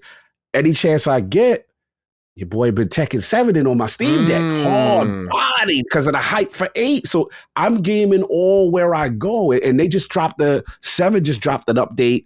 Another one? Just recently. Yeah, the update. They got a whole bunch of new little features, patchwork, net code stuff, and a couple little features. Yeah, bro. So I'm just like, I can't get away from my core games that are still, it's a tough one, man. I know what you're going through, what you love, what you want to do, the tradition versus things you know you better finish because come January, it's over again. Yeah, it's the thing. Normally we have a breathing period. Like if people don't remember, back in January, I was still playing Trails in the Sky. Like I was still playing some of those leftover holiday games and kind of just like jogging into the year, and things gradually heated up towards the end of the month. But this is like, bang, it just starts off right away. And there's no way I'm missing Cosmic Shake. I hate to say it, man. No way, right? There's that. There's Fire Emblem. If I bring up, hold on, I'll do it right now because I'm sure people want to have, hold on, game calendar. I'm doing this with one hand right now. Pardon me. Game calendar 2023 here. I think Game Informer's always got the best one. All right. This is good. Yeah, January, man. One Piece Odyssey. Forgot about that one. That's January 13th. Persona 4 Golden, the 19th. Oh, you're done. Persona 3, the 19th. Fire Emblem Engage, the 20th. Monster Hunter Rise comes to Xbox on the 20th. We have SpongeBob and the Cosmic Shake. Dead Space Remake. At least it's the end of the month, though, the 27th. Forspoken. But yeah, it's there. And then February, Hogwarts Legacy, February 10th. We got Tales of Symphonia Remastered, February 17th. We have Atomic Heart, February 21st. Like a Dragon Ishin, February 21st. I'm finished. Yeah. PlayStation VR, February 22nd. After the Fall's a good game, too. Octopath Traveler, February 24th. Destiny Lightfall, February 28th. I'm finished at the end of February. If I don't get stuff done by the top of February, it's over for me. Yeah. I need to keep going. This is insane. Wo Long, March 3rd. What else we got here? Skull and Bones, March 9th. Trails to Azure, March 14th. I already played that. Star Wars Jedi Survivor, March 17th. And then 1 week later, Resident Evil 4 Remake. And then 4 days later, that Crime Boss game that looked really good. Yeah. Bro. Dude. We're in trouble. Bro. It's serious trouble. Right now, though, April's looking mighty vacant. All we have here is Mega Man Battle Network Legacy Collection and Dead Island 2. And they got a nice 2-week gap. That's looking prime for me, baby. April looks like a catch-up. Yeah, April like a catch-up month. Exactly. Yeah. So I bring all of that up to say, like, I'm not going to wait till April to play Cold Steel 4. That's just not going to work, right? So, yeah, it's going to be a busy time, but that's my tradition, man. Bust out a handheld game. I watch movies with my family every Saturday. We have what's called the snack party. We get a bunch of frozen foods. It's a good time. Nice. We're going to do that this Friday. Yeah, the biggest thing I do is New Year's. I do stuff with the friends, kind of tradition, and go to Connecticut. We all kind of celebrate, watch the ball drop, get the food. That's my thing. We kind of like reflect back on the year, kind of thing. I can see you being a New Year's guy. I'm a New Year guy. That's my thing. I love New Year. I say with all due respect, but did you like it as you got older? Yes, correct. Okay. That's what I thought. I hear that a lot. Yeah, not from the beginning. Yeah. That's an older gentleman thing. Like, we made another one. Yeah. All right, guys. Life is precious. It's OG kind of thing. All right. Emmett's our next write-in. We'll get into the news here. Guys, what is happening with Avowed? How are we ending the year without any idea of what's happening with this game? Do something, Phil.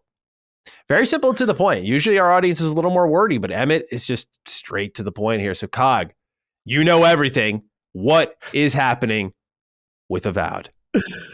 I don't know. I would hope when we get into the news, when we discuss what I think is happening.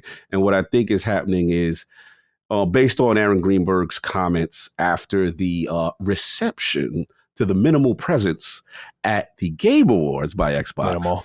I do think that potentially something may be cooking. So maybe that is the segue to what we want. Let's segue. Yeah. Let's segue. We've put off the news long enough. We put it off. All right. Here we go. Jez Corden has reported via Windows Central Gaming that he has heard unverifiable rumors of an event that Xbox would hold in Q1 of 2023 that is in the vein of the XO shows of yore prior to the pandemic.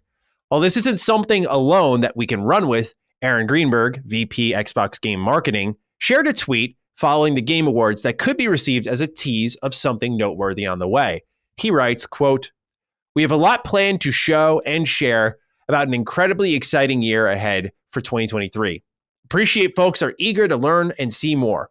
Timing is always key, but don't worry, you will not have to wait too long for what's next from us," end quote. Separately, Bethesda's official Discord server was suffering a similar outcry from fans that wanted to see more of Starfield. Here's what was said by their UK community manager. Quote, "A lot of people are reading into things way too much. You needn't worry. The next Q&A video is what's up next, which, by the way, we now have. We encourage everyone to keep submitting questions for that. Expect more and more as we get closer to release. As I mentioned earlier, things will happen when they're ready to. End quote. Justin Robinson writes in, Maddie and Cog, with Aaron Greenberg saying we will see Xbox games soon. What do you think will happen? Do you think it will be a Nintendo Direct taped event, or will they invite the press and have a live show? Would be awesome to hear about some hands-on with Starfield. Hope you two have a Merry Christmas and a Happy New Year. On to 2023, which is going to be another great year. P.S. I got the raise, so I don't make less than the college grad. It all worked out. That's great to hear, Justin. Shout out to you on getting your money.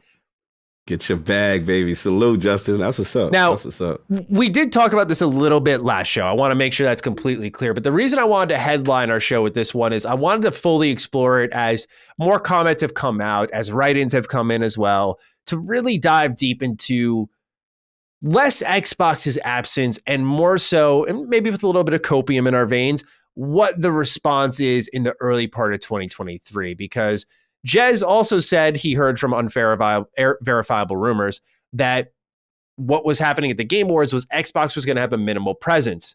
That ended up being true. Now, to take all of that pressure off of Jez, we're really leaning into Greenberg saying we won't have to wait long to hear what's next. And he doesn't come out and tease often. Normally, Greenberg, our friend here, is checking expectations instead. So to see him say that, I thought was significant. And then to see the Bethesda side of things go, this is an overreaction, which is not something they do.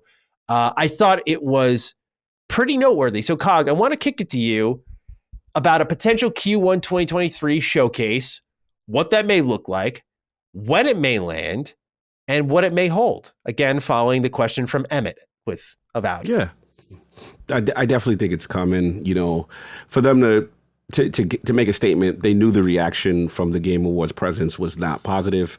You know, there's a lot of respected Xbox fans, people in the community, also journalists just in general, neutral, who just, you know, were not happy with that level of, you know, output, so to speak. So for Greenberg to put that out, I definitely think it's coming. So to the question, I think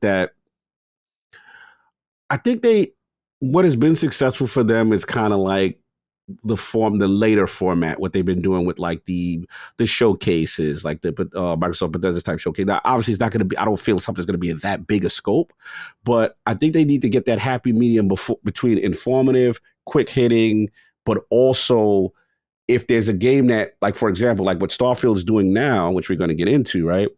You know, there needs to be that interviewee, hey, are we going to be able to do this in Redfall? How's this coming on? Or tell us about the latest features or what's going on. Showcase the gameplay.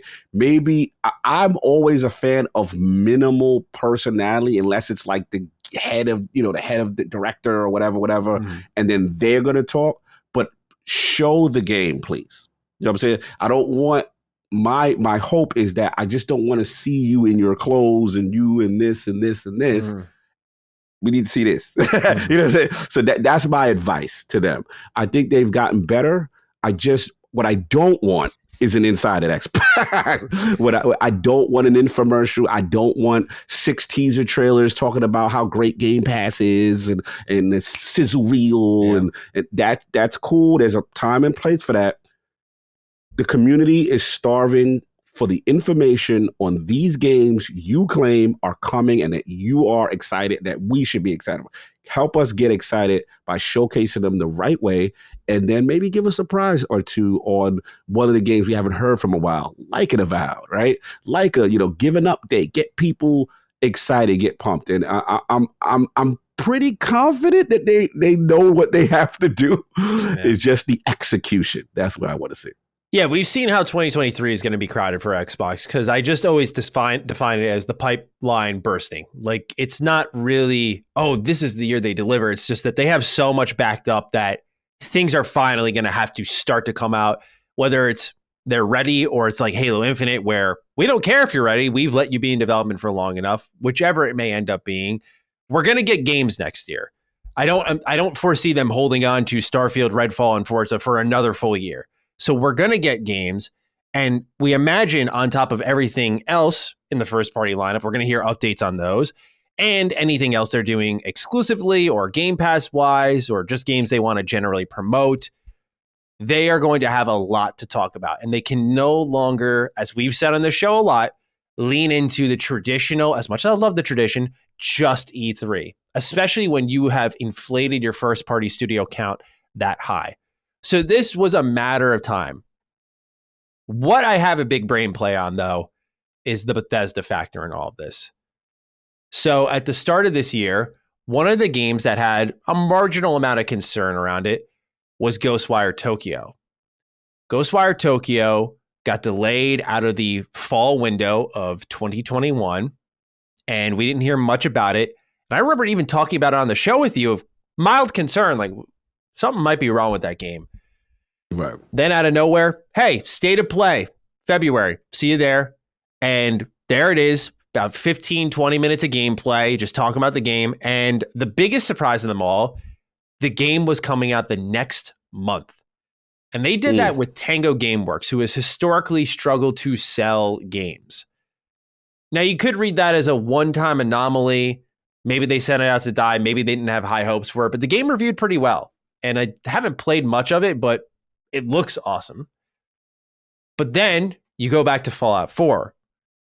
And when Todd Howard revealed Fallout 4 with his team, and then they say the release date is November. And Todd has always said, I like to keep my release dates and my reveal dates as close as humanly possible together. Now, by nature of Starfield's marketing, we have known it for a while. So technically, this wouldn't be a reveal release. But since it's been in the public consciousness for so long, I could see a situation where we do get a Starfield date and it's way closer than we expected. Because now Todd can finally do what he always wanted to do, which is here it is, finally a first fresh look at it in 2023, and it's coming in April. Not that that's going to happen, but personally, I would think a new IP would need more marketing, but I thought the same thing with Ghostwire Tokyo, and they didn't do that. So and also again, Todd loves to have that gap close. Like he has been on record multiple times of saying that. And he literally changed how the industry operates with release dates because they saw how the hype drove so many sales.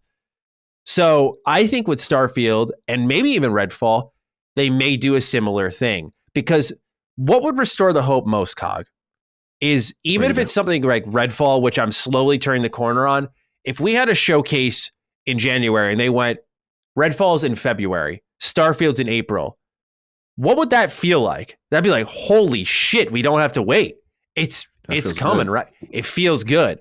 So obviously that's a lot of hoping and praying, but given Bethesda's track record, given the possibility of a showcase, I can't help but look at that and think, this is something they would probably do and they could pull off.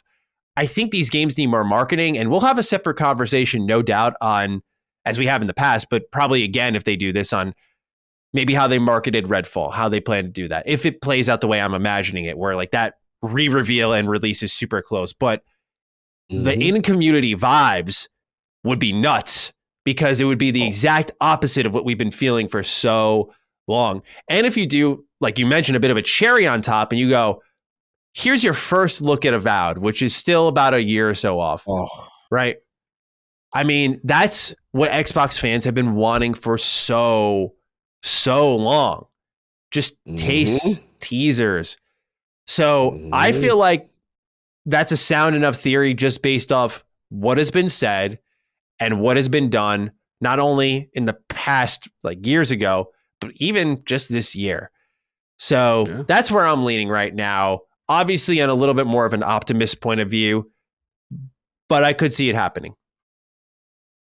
No, it's a good assessment. I think what you're saying could happen, could come to fruition because, they've been on record like they said, the next, what you see here at this E3, you're going to see for the next 12 months. And we know what was a part of it. So, maybe they come through and they do have that kudos win. That would be a shot in the arm. I tell you that your theory would be a shot in the arm because you give people a tangible release date. And let's just say whatever they show really does look impressive or whatever they talk about really does look good and exciting. And now, in concrete when Redfall's coming. You know in concrete when Starfield's coming. That now sets people up and go, okay, you're marketing in it, you're getting hype, you're starting the cycle, and then wait a minute, the end of the year could cook up. Now E3, because like you showed that. What they gonna show at E3? It could build up again, right? And I think that's what they need. So yeah, I like that idea. I think it's a good shot of it happening because of the fact that from all intents and purposes, Redfall has been shown more frequently. They seem like they're further along. Starfield today, we'll get into it, right? Just showcase something. So yeah, we got to wait and see. But to me, it's just about the format, presentation, marketing. 100%. That's something that we definitely need to go over again, because that, all I said depends on the fact that they don't do what you described that they shouldn't do, which is the sit down interviews. Let's talk about the game. It's like, bro, there's enough podcasts already. Stop. Let's show the games, because they need that direct style format, because you can even do that alone for Game Pass. Game Pass is getting new stuff injected into it every 2 weeks. I feel like you could just do it for that alone, especially now that your first party and your third party partnerships are building. But if they pull up with, if they do a I need Xbox Twitch gaming format, bro, every ounce of my hope is lost in them, because I cannot stand that format. Not as just a creator, but as a developer. They need to do way better for indies than that platform there, man. It is terrifying to think some people have announced their games there, and how buried it gets is insane to me. So if that's what shows up, they're like, yo, we're doing Xbox Showcase at Twitch Gaming. I'm going to be like, I'm doing out my window, bro. Hell no. Hell no, man. So I agree with you on that. Like, format is key here, because if it's going to be the first of its kind, it's got to be something special. Do you see this being like in person? That's the question, right? How big and bombastic do you make this? Yes. How big are you doing this? What's the scale of this? Are you doing like how they did what they would do the secondary show after Microsoft Bethesda, and it's like, we got so much more to talk about, we can go in depth? Is it going to be one of them type of jump offs? Is it going to be a situation where you just show kind of like one thing I give them credit, I know people didn't like the fact that some of the gameplay issue, but I like the format of the Microsoft Xbox, what is it, the third-party conference? Because to me, it was bang, bang, bang, bang, bang, lot of personalities, and it was just trailer, let's go. Now, if you want to do that and then peel back afterwards and say, okay, now we have Todd in.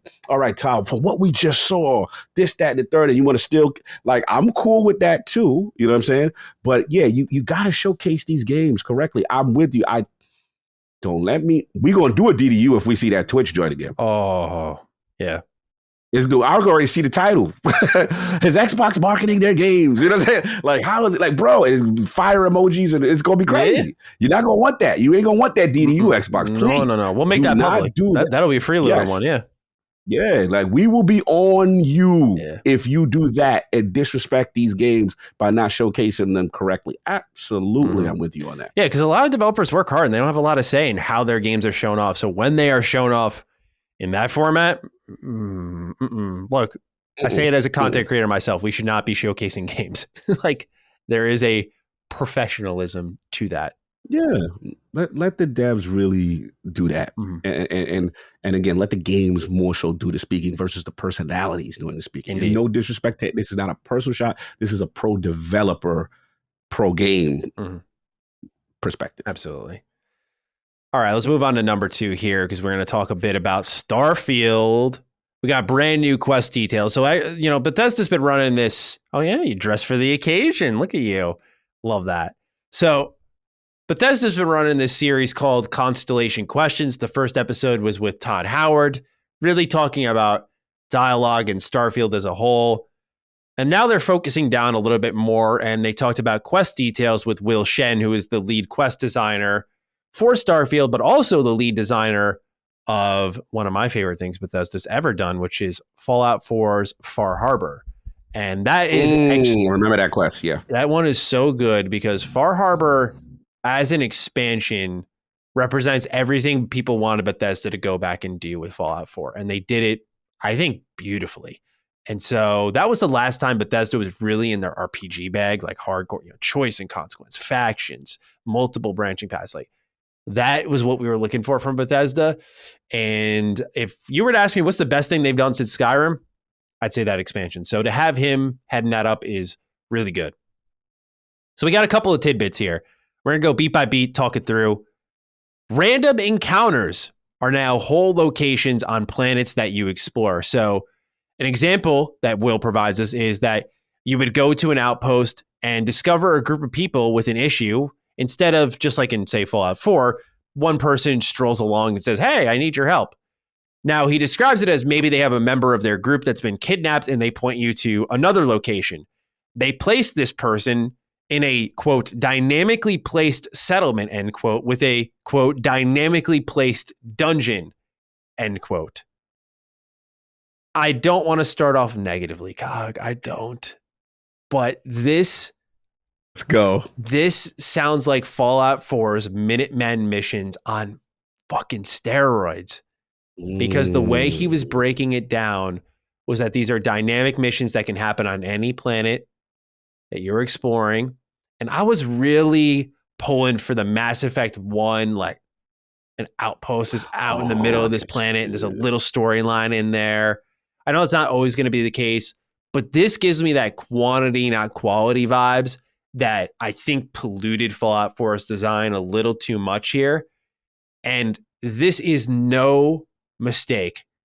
Absolutely 100% an evolution of that settlement, Minutemen. Another settlement needs your help. I'll mark it on your map system, right? They give you the dynamic objectives. You'd go back to familiar locations. They'd refill them. Now they're turning it into whole-on locations on planets with problems. And it'll give those planets life. But when we've heard from, say, previous ex-Bethesda Game Studios employees that, oh, yeah, there are different towns and settlements on different planets beyond the major ones. Now I'm thinking, well, is it just the dynamically placed ones? So that is more speculative. But again, make no mistake, this is an evolution of, I think, Fallout 4's worst system. 100%. And while I have my criticisms about the dialogue, if you were to ask me what the worst thing about Fallout 4 was, it was 100% the dynamic objectives, the endless content, and how filler it felt. So am I alone on this? How do you feel about it? Shout out to because they really go arrest Todd Howard, cops. Come on now. we can't be putting these things in the game. Flag on the field. Yeah. Flag Maddie's right.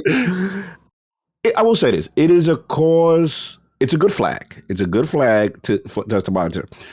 The only reason why I'm not all the way there where you are yet is because I'm going to take it face value that these are how the random encounters are going to be, as opposed to the majority of the game. And what my hope is, like we talked about the Mass Effect and set locations and set things in certain planets or whatever.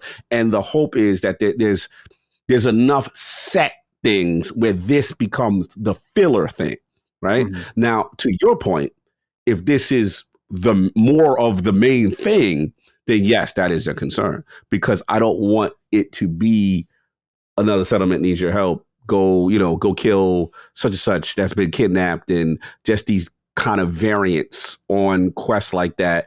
If it's not packed with the density of a real world or, other mainstay things, then yes, I could see how that would get redundant after a while, for sure. Yeah. Because it could be like Daggerfall, which would be pretty cool. Where the dynamic content works that way. And Daggerfall has been a major touchstone for their games. So I don't want to be super negative about it. I just, I know some people were expecting nothing to be on these planets. So to have something is a positive.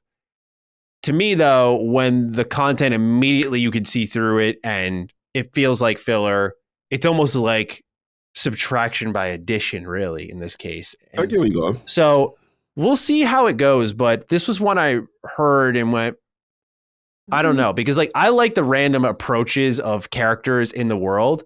And if it's an evolution on that, which it sounds like he was trying to describe, but it just mechanically didn't come across that way, then maybe that could be cool. But we'll see how it ends up going, right? And I'm sure, as always with Bethesda, they'll have filters for their quest, and we'll be able to tell where this one goes, whether it be side jobs, whatever they end up calling it, and we'll know if it's mainline content or not. Yeah, absolutely. We learned a little bit about our own solar system in Starfield, that early in the main quest, you do go back to our solar system, but what they call it is the Old Neighborhood, which I thought was a really cool name. During that quest line, you're going to investigate what happened to Earth. So something happened there. And you're going to go to Mars, and some of the early settlements that humanity created when they had left Earth will actually be there. And that's called Cydonia. So really interesting there, just in, on a lore geek level, kind of like what I heard. Yes. Oh, love that. Because to me, this is when Todd is gushing in the interviews about pure sci-fi. Like, this is kind of stuff that I feel is based on reality, based on what you hear, like, in the future of the Earth and the conditions of it, we would be in a situation where it's uninhabitable and we would have to go, right? That's what scientists say. So this is that deep space lore kind of stuff that I kind of like. And then to be able to go back and say, yo, what happened to Earth? Like, you know what I'm saying? Like, that to me is very exciting. So yeah, I want to learn about this. This is cool. Absolutely. That it exists. Most games try to avoid it. I like that it kind of grounds itself in some semblance of reality, that it starts with our solar system, because when you're going out from what we're familiar with, everything else feels a little bit more like believable, because it started with Earth and Mars and all that stuff. So it sounds cool. Yes, I agree. Factions, easily, I'd say the most important thing to get right in Starfield. Broke down some information on that.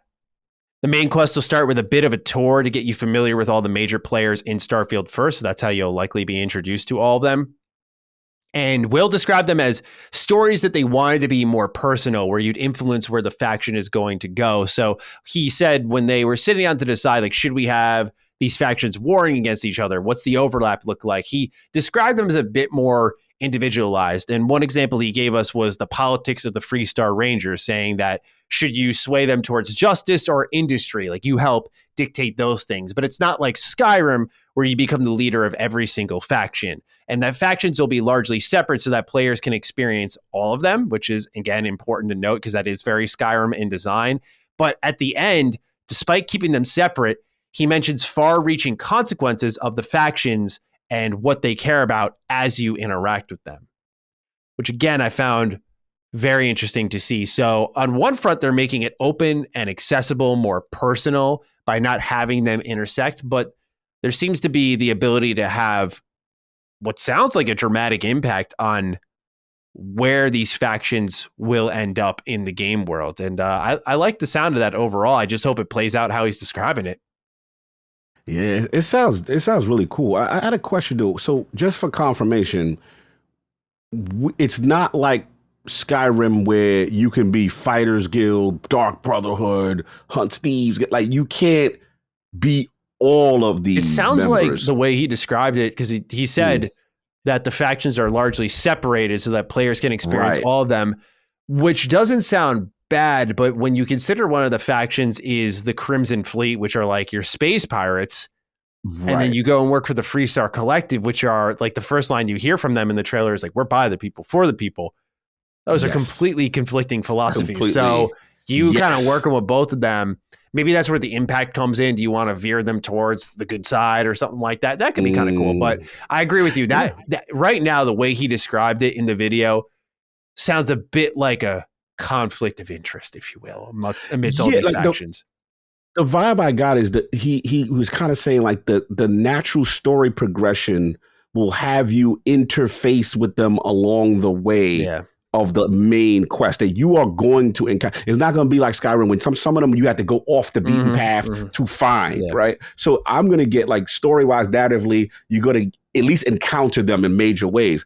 Then I'm assuming you get to join, you choose to join, I guess. But the question will be like, can you join multiple? And the vibe, I'm probably getting a no vibe, which is fine to me either, because I actually, some criticism, rare criticism, I'll say towards Skyrim, I always felt it's kind of unrealistic. You're the, you're the leader of the Dark Brotherhood, and you're the leader of the Fighters Mage and the Sorcerer. Be like, it's a little much to be all leaders of all of that. So I actually prefer this because part of me says, I'm not going to be the leader, but I can influence where it goes and potentially the demise. He did suggest that in the companion section. Shall we move on to that? So Let's go. You can evolve your thoughts a little bit here.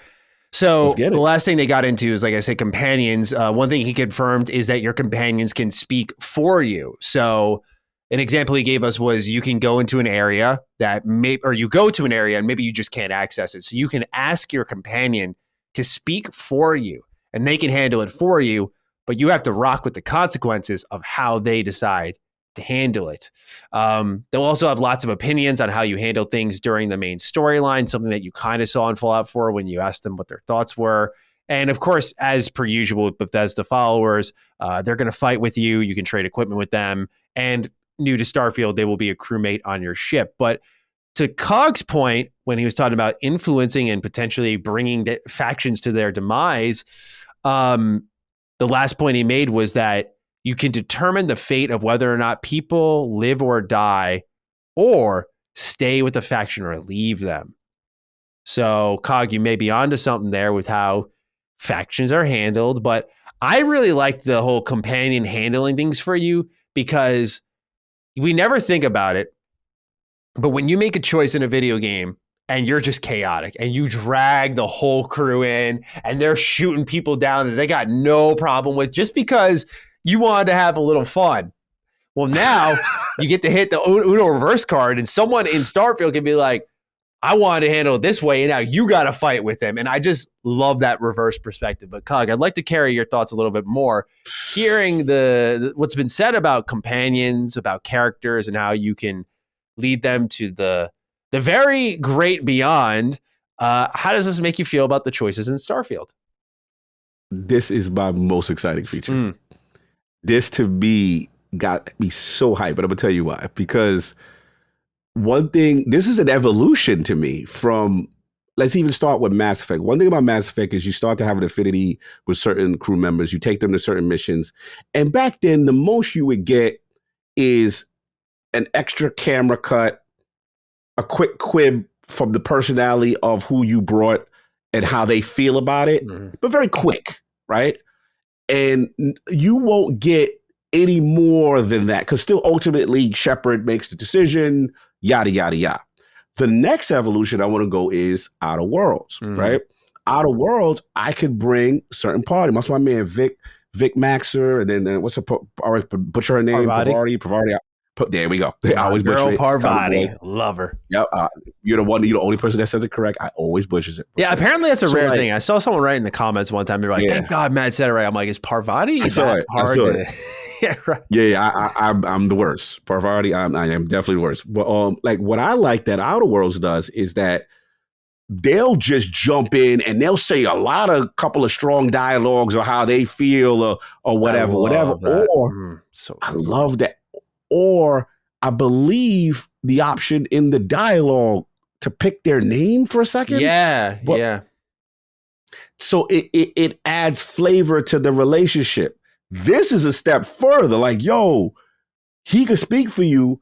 He could mess up the whole quest. You know what I'm saying? Or he or she, or you could get to a situation and maybe based on who they know, they get you past something, right? Because they like, yo, you got this person with you, with this faction or whoever might say, you know what? All right, you good. You know what I'm saying? I love that. Yeah. That is the evolution of companions to me. Now I feel like I have an individual crew and the opinions and the storyline. And then you said followers will fight with you. You could trade, like, I'm loving. And the crewmate aspect, this is exciting to me. This is probably the most exciting feature I am. I loved hearing this. Nice. Yeah. Overall, it was good stuff. I do have my reservations again about those random encounters because if it's like how I'm thinking where the mission structure is involved, it could be questionable. But otherwise, the faction stuff, I'm really keen on seeing how it plays out because that is the lore for Starfield sounds brilliant. And so I'm very excited to just sink my teeth into the who's and what's and why's and how's of this universe, man. So finally, we get to whet our appetite a little bit ahead of maybe that showcase and just get an idea of what's going on with Starfield. But That's all we have for now. Let's move into our third one here. Smaller update for some of you out there, but I think this is big for the game. And we'll be talking a bit about Halo as we round out this show. I wanted to talk about Halo Master Chief Collection getting Steam Workshop support very quietly this past week.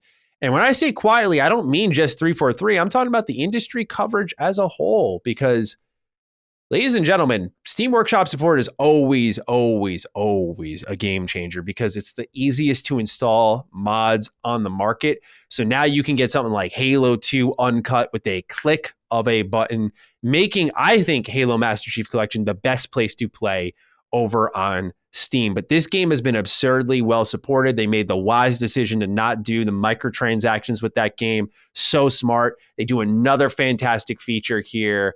We also got the custom games browser in Halo Infinite. We'll talk about that later at the end of our show again. But I really like that they added this in because it makes an already incredible product even better. They needed some wins.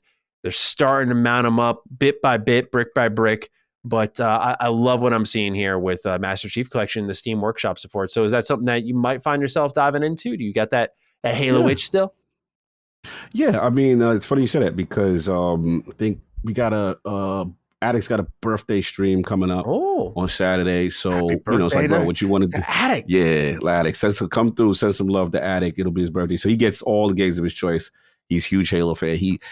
What he does is, like, he knows me. When I get frustrated with something, and I'm like, I'm done. I'm not talking to you until you get yourself together, right? Halo, right? And then he'll send me little things. Yo, God, look at this. Look what's going on. I saw him. He posted Forge on his Twitter about the map that got added to Infinite. He's like, oh, I like this one from Halo 4. So I see the little nudges. Mm-hmm. So I started to see people, and then obviously, look, Master Chief Collection has been rocking. This is a huge deal. This is a huge deal. And we even talked prior, right? Was the Master Chief Collection population was rocking and rolling even more than another population that they may not have wanted to happen has happened. So, like, this is huge. The creativity in this community is amazing. So, yeah, this is a huge deal. Salute to them. Indeed. And yeah, I'll check it out. He's probably going to want us to get in there, and we'll be rocking and rolling with both either Master Chief Collection and some Infinite as well. Absolutely. So that's what's going on with the news for Xbox. Slow week, given everything that transpired last week, certainly. But now we move into our Game Pass / back compat pick of the week. We may just start calling it only Game Pass pick of the week because the back compat support's dead. But yeah, we can do that. There's a part of me that just wants to hold on to that. I'm gonna update the doc now, so then I'll forget about it during the holiday break, and I won't think about it at all. Game Pass pick of the week. There we go. Okay. Nice.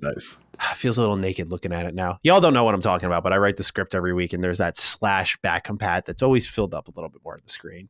Anyway, I want to start off with Max Davis's right in here because this game looks amazing. Another one I really want to play, but add it to the list. Max Davis writes, Dukes, Chained Echoes, Game Pass, day one, old school JRPG that is one of the best games I've played this year. Please try this game out. And or shout it out. It deserves all the eyes on it that we can get. So this game looks amazing. It's been in development for a long, long, long time.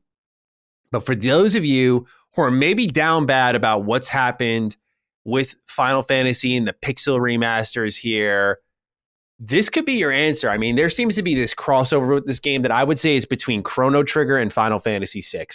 And those are two excellent generational JRPGs. You dropping some names. Yeah, so now, there. While it may not be the Final Fantasy game you're looking for, this game does look exceptional. And I'm going to start calling it the unsighted radar. When Maddie picked up Unsighted, when Maddie picked up Signalis, this is giving me those vibes of another indie banger just waiting to be discovered. So please try out Chained Echoes. I almost said Unchained Echoes. Please try it out. It looks awesome. And I do plan on at least dipping my toes in because it's calling my name, man. You don't see these types of games on Xbox often enough. This is so you. Yes. Yeah. I'm saying, yeah. Love my pixel art. This is that pixel art vibe. I feel that. So it's especially nowadays with everything going fidelity and the hidden loading tricks that so many games go for. I just love that this game is so unapologetically pixel art loaded. So give it a look. Right. But the game I picked, unsurprisingly, was High on Life. I picked this one because, well, I talked about the game at the front of the show. What was sadly solidified for me is I was like, yeah, this is one of those Game Pass games where if I loved it, I know it would come with a caveat, which is try before you buy with this one, always, because you should typically do that anyway, but really with High on Life, there's no guarantee for any one party because comedy is, especially nowadays, so subjective, so polarizing. You know, what I find funny, you may not find funny at all or only a little funny. So it is absolutely the definition, I think, of a Game Pass game because you need to see if you really like it. I would also just want to puppet or parrot what Chris said on Twitter, which is if you look up 15 minutes of the opening gameplay and you get a chuckle out of it, it's definitely worth a download because a lot of the game is like that. But if you watch it and you go, in fact, I'm a little irritated right now, don't download it because it only gets more extreme from there. So that's why I picked High on Life, just to emphasize here more than anything, this is a Game Pass game literally, but it is a Game Pass game figuratively speaking as well. It is a game that you really need to just, try a little bit, see if you like it, if you can dig that humor before you really throw some cash behind it. That's all I'll say. Yeah. No, with you. I mean, the Game Pass is the ultimate buffet table, and some things that is are a not great way of putting it. Oh, yeah, you know what I'm saying? There's gonna be some people gonna like the shrimp, other people's not gonna like the salad. Like you made a good point, and that's the beauty of it. Because there's sometimes where I'm like, nah, fam, this one ain't for me. But there's other times I'm like, yo, I'm really liking this joint. Like I'm embarrassed how much I love it, and that's the beauty of it, right? To try before you buy, kind of a mentality. So. Absolutely. So this one especially so. Other games, I'd be like, Signalis, I'd be comfortable saying, yeah, go buy that. Just go buy it. You're fine. But something like High on Life, it's way too polarizing in its comedy and its execution and gameplay for, I think, anyone to really decisively go, go buy this. Yeah, it's the same thing I would say with Somerville. Remember how I felt about it, right? I was like, I know some people are going to be like, nah, fam, this is not the inside that people were getting. And some people are like, nah, I still like the atmosphere despite, a certain flaw here or there. So, yeah, that's the beauty of it. With that, we have 2 questions to round out the show. Let's chat with Corbin Henderson. Hey, Dukes, Crisis Core Reunion launched this week on Xbox, but it feels hollow without Final Fantasy VII Remake on Xbox. I'll be honest, PlayStation's strategy here worked on me. I got a PlayStation 5 to play Final Fantasy VII Remake, Final Fantasy 16, and other third-party games like Bloodborne and Demon's Souls. Obviously, Xbox is focusing on the first party now with all the acquisitions, but should they be more aggressive with third-party? Also, what should Xbox do in response to the Final Fantasy exclusivity? Surely missing out on the biggest JRPG franchise hurts them. Do they need to lock down their own exclusive third-party JRPG? Thanks, and have a Futaba's Palace wrecked me emotionally kind of day. I'm curious as to your thoughts on this because you've kind of been crusading the Final Fantasy VII banner throughout the whole show here. Like, come on, what's going on here? What would your solution be here? Does Xbox play PlayStation's game and go like, all right, we're going to go lock down Persona, whatever. We don't care. It's the middle of the series with Final Fantasy and that y'all got 16 of them. We're taking this one. We're taking it home. Do you see Xbox disrupt something like that? Do you see them making their own? Where is the counterplay, if there is one at all? They're in a tough spot because I've said this on RLP before. They theoretically could throw money around and do that easily. Easily, they could money hat and make this exclusive, whatever. There's always a bag that's big enough for Square to take. You know what I'm saying? That's true. So to me, it's not that. To me, it's what makes financial sense for them. And again, like I said in the past, the model, and they've shown since the Rise of the Tomb Raider blew up in their face, that they're not going to play that game. PlayStation can play that game as the market leader, and they will win successfully. To Corbin's point, look, I agree with him. I think PlayStation strategy has worked here. Mm-hmm. I think that you've created that association that Final Fantasy is part of your brand. From what we hear with Xbox is that, or at least what I'm hearing is that, oh no, they plan to be aggressive and figure out the Square riddle, right? So to speak. But it may take time. We'll see how long that is. The question now becomes, do they counter it with another, JRPG that's exclusive? Again, as much as the retaliatory aspect of me feels you should, but they're not going to do it from a business standpoint. I think the counter to them is Game Pass. Game Pass is the counter. We have it, you have it, but we have it in Game Pass, right? Mm-hmm. So I think they'll continue to go along that line. If you're gonna make, I don't want to get too crazy, but all right, let's have some fun. You're at the end of the show. End of the year. Let's have some fun. I think they will slowly. My prediction is, I think they will slowly solve the Square riddle, whatever the impasse is. Right. I think. Because of the climb, the only way my theory does not happen is if we do a Duke and new information, and Sony has acquired Square Enix. That's new information. Yeah. As of the information that you have right now, I think they will eventually solve the riddle. They know it. There's no way. We've talked about this before. There's no way, Batty, that they don't know that they should have these titles on their platform. Mm-hmm. There's some impasse that we don't know behind the scene, whether it's Square saying, hey, fam, we need this amount for you to put it on there based on your user base, your interest, or whatever.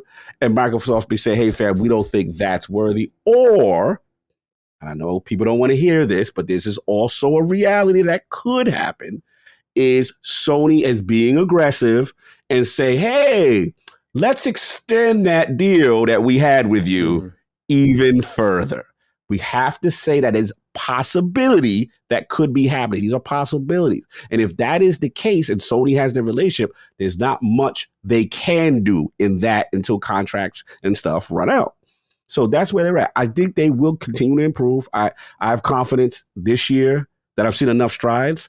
The final piece to the puzzle is Square. They host, like you said, Maddie, eloquently, they are the godfathers of the JRPG. They have the JRPGs that people really, take to heart. So I think they'll get there. Yeah. I think the relationship has slightly improved, but it needs to get better. Yeah. Solving Atlas was key because you kind of got the one right beneath Square Enix, possibly. Persona is so popular. Shin Megami is gaining popularity now, as we've seen with the latest release, having the best sales in the entire series. So there's a lot to love about that being solved. Bandai seems to be solved with your day one, yes. Tales of Arise. Like, that was great. Also, Scarlet Nexus, the marketing for that. So Square just continues to be an anomaly. And I do think this isn't blaming PlayStation, but you got to remember, if we go all the way back to when Final Fantasy was gaining a ton of popularity, particularly I'm talking about with like 7, 8, 9, that was PlayStation. Before that, it was like, I think SNES, but SNES. It's bounced around a lot, but PlayStation got it at the right time, something that they've historically done with this series. They let it go during the 13 era when it was not a hot commodity. They let it go during the 15 era when it wasn't that hot of a commodity. They got it for 16 and 14 when it's a hot commodity. They have a good read of the series, and you just got to tip your caps to them, man. They have a good read of how Square Enix is operating. I don't know how something like Octopath happens. To me, that seems like a miscommunication somewhere down some pipeline. It's got to be, because to me, looking at that, just bringing it to Game Pass, it not being on PlayStation, which is the more key factor. Like, PlayStation not having the first one, getting the second one, whether it be development, executives, money, I don't know which it is, but something changed with Octopath 2. Yeah, and it's hard to wrap your head around it. So if I were Xbox, you keep trying at that. But what I don't want them to do, in one sense, this may sound kind of pretentious at first, but is the whole, we want to find our own Final Fantasy. Because you went out and said that about how many other series now? We want to find our own Uncharted. We want to find our own Genshin Impact, do you let Genshin go? Like, let's just evaluate. Let's be real. Let's evaluate the talent who's evaluating the talent, maybe. Because you're skipping out on a lot of good shit that's popping off. You skipped out on KOTOR Remake. Maybe that was a bullet dodge, so I will happily take my L on that one. But otherwise, I mean, I'm seeing tons of moments where Fall Guys, it's not just JRPG. Like, you guys aren't getting in on anything that's been big lately. you teamed up with Epic for Fortnite, for cloud gaming, because it drives people to your service. So I can't help but look at it and say sometimes it's beyond Square. I think Xbox does not have the PlayStation eye for, hey, this is hot. This is going to be hot, or we got something here. They're gaining it because Game Pass is loaded with indie gems, but none of them are that multiplayer pop-off moment. Let's be honest with ourselves, right? You can have a Signalis, which I think is one of the best games of the year, but that's not going to overtake like a God of War Ragnarok or something like that. Nor should you expect it to, but when you look at how Fall Guys was on ESPN and stuff, it was inescapable, bro. So, absolutely. Again, I don't mean to expand the conversation beyond the question asked, but as I was thinking about it more, I'm just like, is it only Square? Oh, no. You're valid there too, because I've said this on the crossovers episodes where I've said we have to give Sony credit. Like, they have an eye for what is going to be popping, and they quickly get in. Like you said, the Genshin, I look at Sifu, I look at a couple of games, I'm just like, wow, they saw something and they jumped in. So yeah, absolutely. I will say, like you said eloquently again too, that Xbox has improved this year on that kind of stuff, especially on the indie scene. They've really been really better. But yeah, for like the pop off, what's going to be the next pop off? Yeah, absolutely. They still got to improve. They still got ways to go because Sony's still like slightly a step ahead, and that's the battle. That's definitely. I get the rock and a hard place thing too, right? With Game Pass, a lot of the complaints have been give a single player, and they're doing that. But when you do that, you're not going to get your multiplayer pop off game. So that's why it goes down to talent evaluation and knowing when you've got one. Like Genshin Impact shouldn't have slipped through your fingers, man. No, absolutely. I will say, in the pushback will be for me. Wolong, what did you just say? Naraka Blade Point. The pushback. Yeah.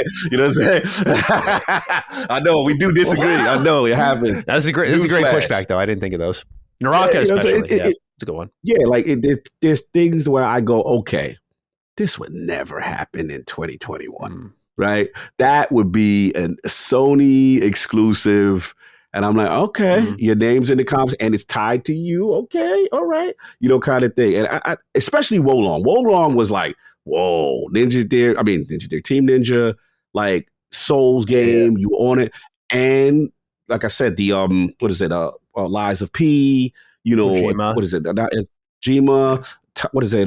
Is it Atomic Heart part of the crew too? Atomic Heart is Russian, I believe. Munfish is in Russia. Right, correct. You're absolutely right. But again, just the style. If it pop off, right? Yeah.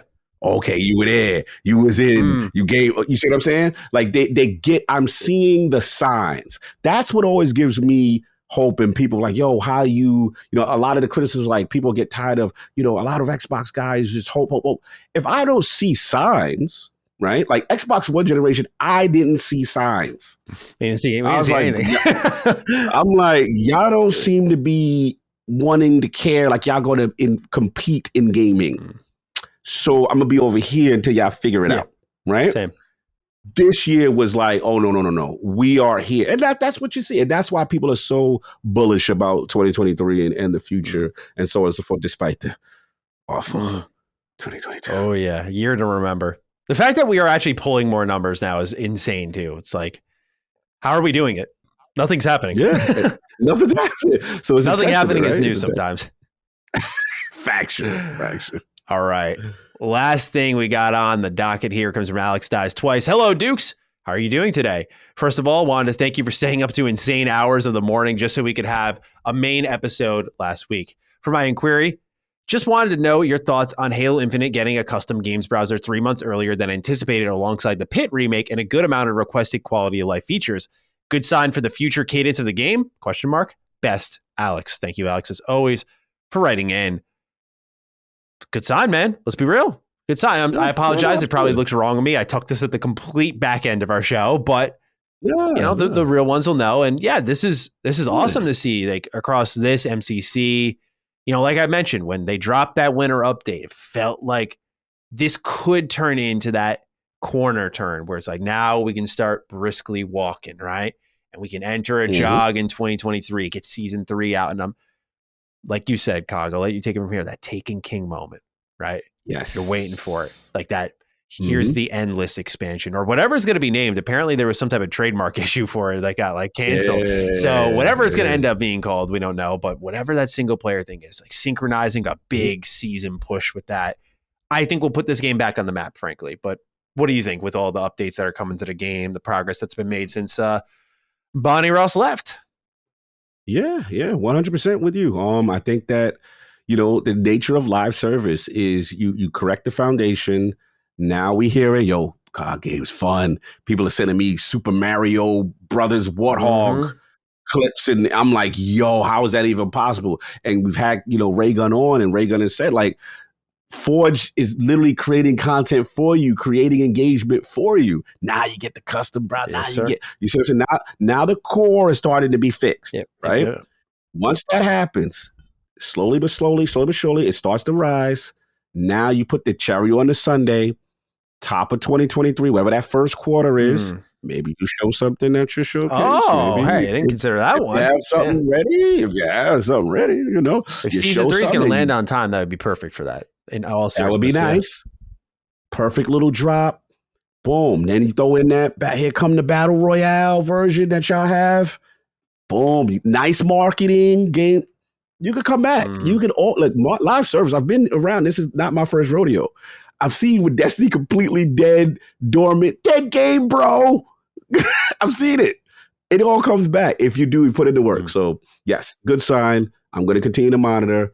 And we'll see if they put that cherry on the sundae. But they're starting to slowly trend back, and that's good. I agree. So we'll see. I agree. And I'm pulling for them, right? We were giving them a lot of tough love because they deserved it. They completely earned that smoke, contrary to popular belief about our show. But we never.